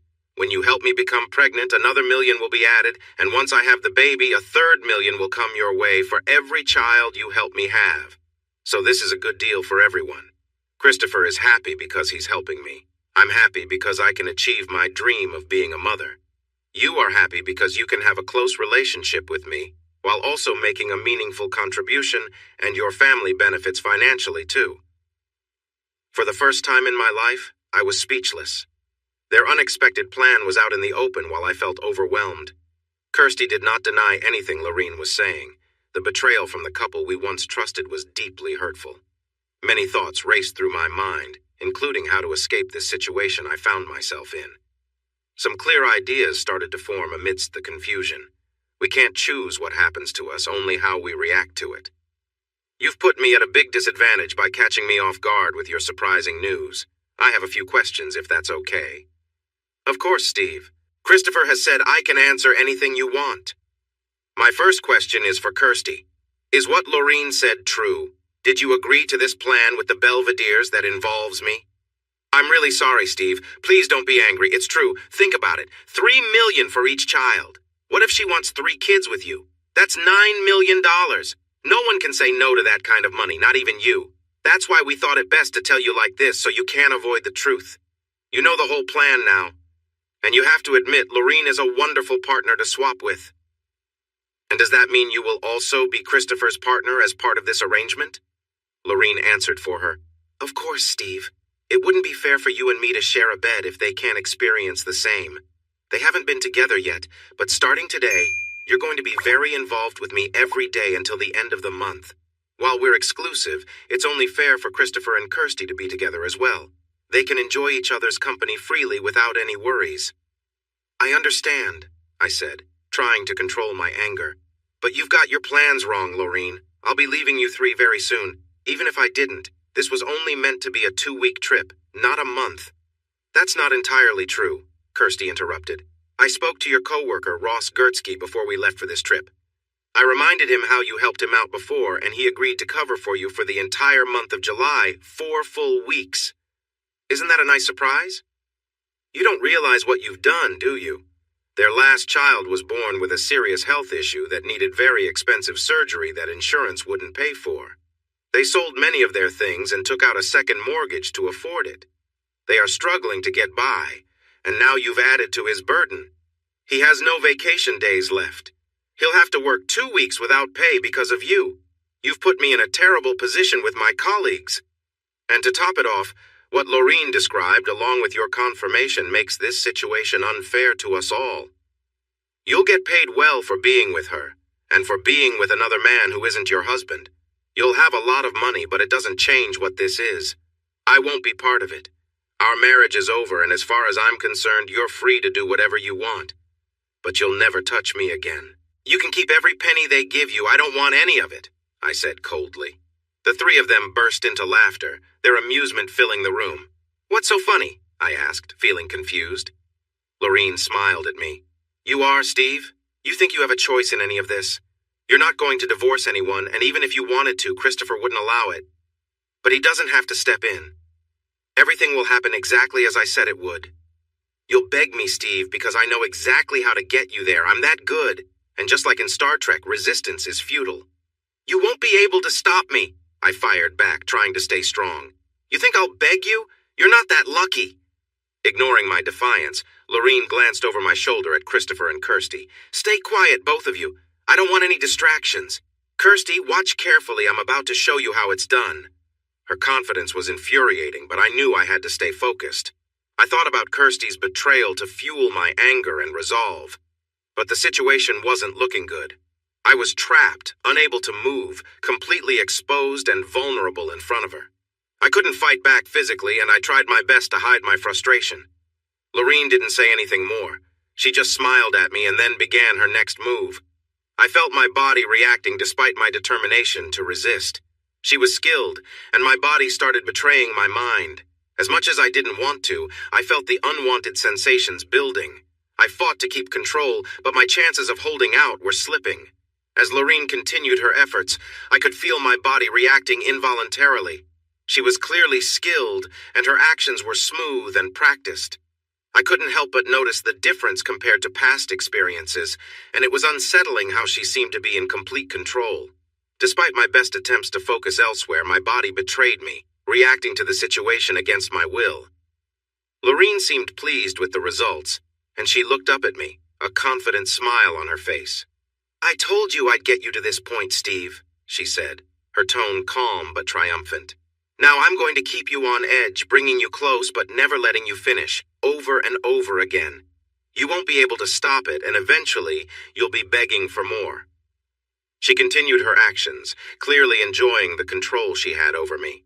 I felt trapped, unsure of what to do. Lorene had made it clear that she had the upper hand, and physically, there wasn't much I could do to stop her. Then, an idea came to me. I realized that Lorene prided herself on her appearance and how much control she could exert over others through her looks and actions. If I couldn't resist her physically, maybe I could break her focus in another way. I started laughing loudly and uncontrollably. The sudden sound took her by surprise. She stopped and looked up at me, confused. What are you laughing at, Steve? she asked, clearly caught off guard. Still laughing, I replied, I just thought of something funny, that's all. Her surprise gave me a brief moment to regain some control over the situation, and for the first time I felt like I had a small victory, even if it was just a distraction. Once I started laughing, I couldn't stop. Lorene paused and looked at me, clearly confused. What's so funny? She asked, still trying to maintain control. I smirked and replied, I just find it hilarious that you think you're so clever. She chuckled, trying to brush it off. Clever? Steve, I remember you telling me just the other day that you found me too attractive to be around because you couldn't control yourself. I laughed again, louder this time. And you actually believed that? Wow, you're more gullible than I thought. Her smile faltered. Why would you say that? You seemed pretty sincere. Because I was just saying what I thought you wanted to hear, I said, shrugging. You're the host, and Kirsty told me to be polite and not cause any issues. I was just being nice. You're lying. I never got that vibe from you, she insisted, clearly unsure now. That's because I was just trying not to upset you. I was playing along. I didn't want to rock the boat. Lorene's expression shifted slightly, but she still tried to keep her composure. I don't believe you. I've always been told I'm beautiful. I seized the moment, sensing her vulnerability. Beautiful? Please. Compared to Kirsty, you're twice her size. She's fit, perfectly proportioned, and here you are trying to compete with her. Your looks aren't even in the same league. Lorene's eyes began to well up with tears. I knew I had hit a sensitive spot. How could you say such things? She whispered, her confidence crumbling. Christopher always tells me I'm beautiful in his eyes. Of course he does, I said coldly. But have you noticed how interested he is in Kirsty? He's probably thrilled at the chance to be with someone who's healthy and fit, not someone who's struggling to keep up. At this, Lorene finally broke down, sobbing uncontrollably. Kirsty, who had been silent until now, couldn't hold back any longer. Don't listen to him, Lorene, she said softly. He's just trying to hurt you with his mean words. Don't you see? It's just a trick to stop you from helping him. Lorene stopped crying as she thought about what Kirsty had said. Because of that, she tried even harder to win me over. She was very determined to get me to give in. I felt a strange sensation as she focused all her efforts on me. I knew that if she kept going, I would have to give in, so I decided to take action. First, I gathered a big spit in my mouth and forcefully spat it at her. Then I shouted loudly, Get off me! I regret saving you from those sharks. I wish I had let them take you away so you wouldn't be making such a fool of yourself and treating me like this. Lorene was shocked to be treated this way and ran away crying, heading up to the deck to escape my harsh words. Kirsty was angry. You had to spoil everything, didn't you? She rushed after Lorene to comfort her. Fueled by anger, Christopher came at me. I'm going to teach you a lesson about how to treat my wife. He then hit me hard, and the pain took my breath away. I couldn't bend over because of how I was tied up, so I just groaned loudly, which seemed to please him. After a minute of trying to get my breath back, I said cleverly, Thank you, Christopher. You just helped me. Because of you, now neither of the girls can get to me today, and I owe it to you. And think about this.